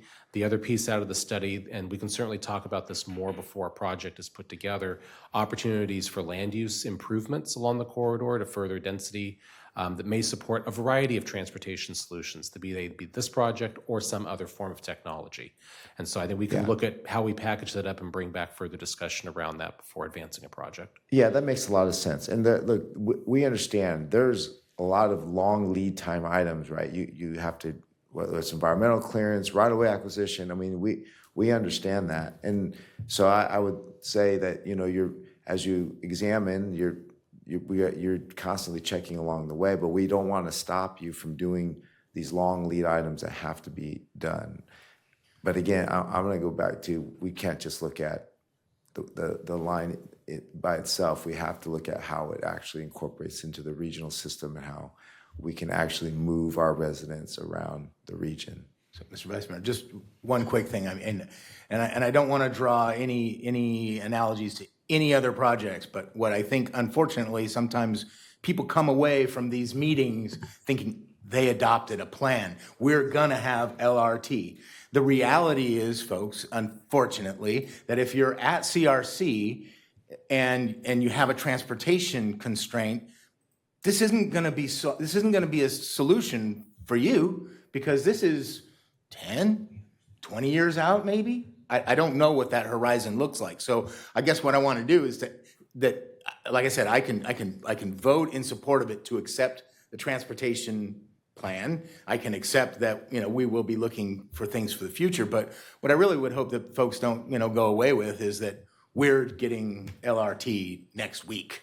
It's a long lead time, which does accommodate the opportunity for other technologies. So, okay. But I just want to clarify, I fully want to make it easier for CRC students too. I mean, I'm just saying the dual track will do both. I'm just saying that. I'm just saying that 2 years. I mean, if you're at CRC for 2 years, this is not going to be for you. And I'm not suggesting we shouldn't do something. Yeah. I'm just saying, please have reasonable expectations. That's all. And thank you for reminding me, because that is the other thing about it, right? It wasn't, to me, communicating to the public what we're doing here. We're not doing stamping the plan. This is what we're doing. Light rail all the way down, guaranteed. I mean, I think that there's just trying to convey like things could change, whether it's technology or whatnot. And again, if ridership isn't there, we're not going to continue to put money into it. So those are the kinds of things I guess I wasn't clear in the way the resolution was stated. So I apologize. You said it gave us a couple of different ways, but you want to just remove the adopt or move it to I think at a bare minimum, it sounds like there's consent across the dais to change in the resolution the word approving to accepting. So we can, I'm seeing 4 nods in agreement on that. So that will be one change we'll make there.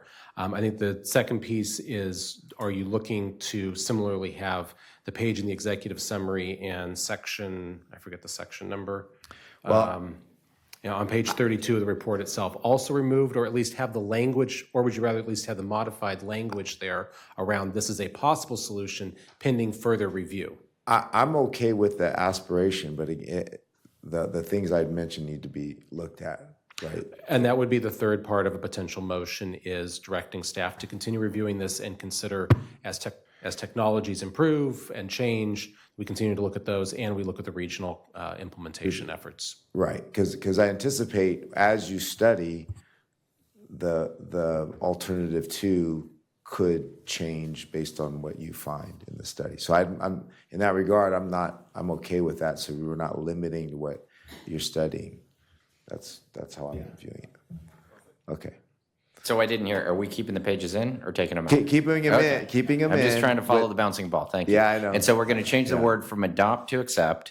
We're going to keep the pages in, and council is going to give some direction on some, essentially ask staff to continue to analyze the various options. We just expanded it really to add in regional connectivity as for ridership, relates to ridership, and advancing technologies. I think what I'm anticipating is at an appropriate time, and I don't know what that would be, we would come back with a supplement to this in some fashion, which could look at some additional technologies and the ridership piece you're talking about with if these other types of improvements were made elsewhere in the transit journey, what improvements would that have to potential ridership information and the other factors you've talked about today. So I think there would be something at some point later. I don't know what the timing of that would be, but we'll keep looking out for opportunities for that. Understand. Thank you. All right. Is that okay? Okay. Sounds good. Thank you. All right. Well, we do need a motion. Oh, sorry. I'm looking for a motion. So my motion is what Mr. Jordan said. We're gonna change. how about- we're gonna change adopt to accept. Yeah. We're gonna keep the pages in, no change there, and then what Mr. Jordan said.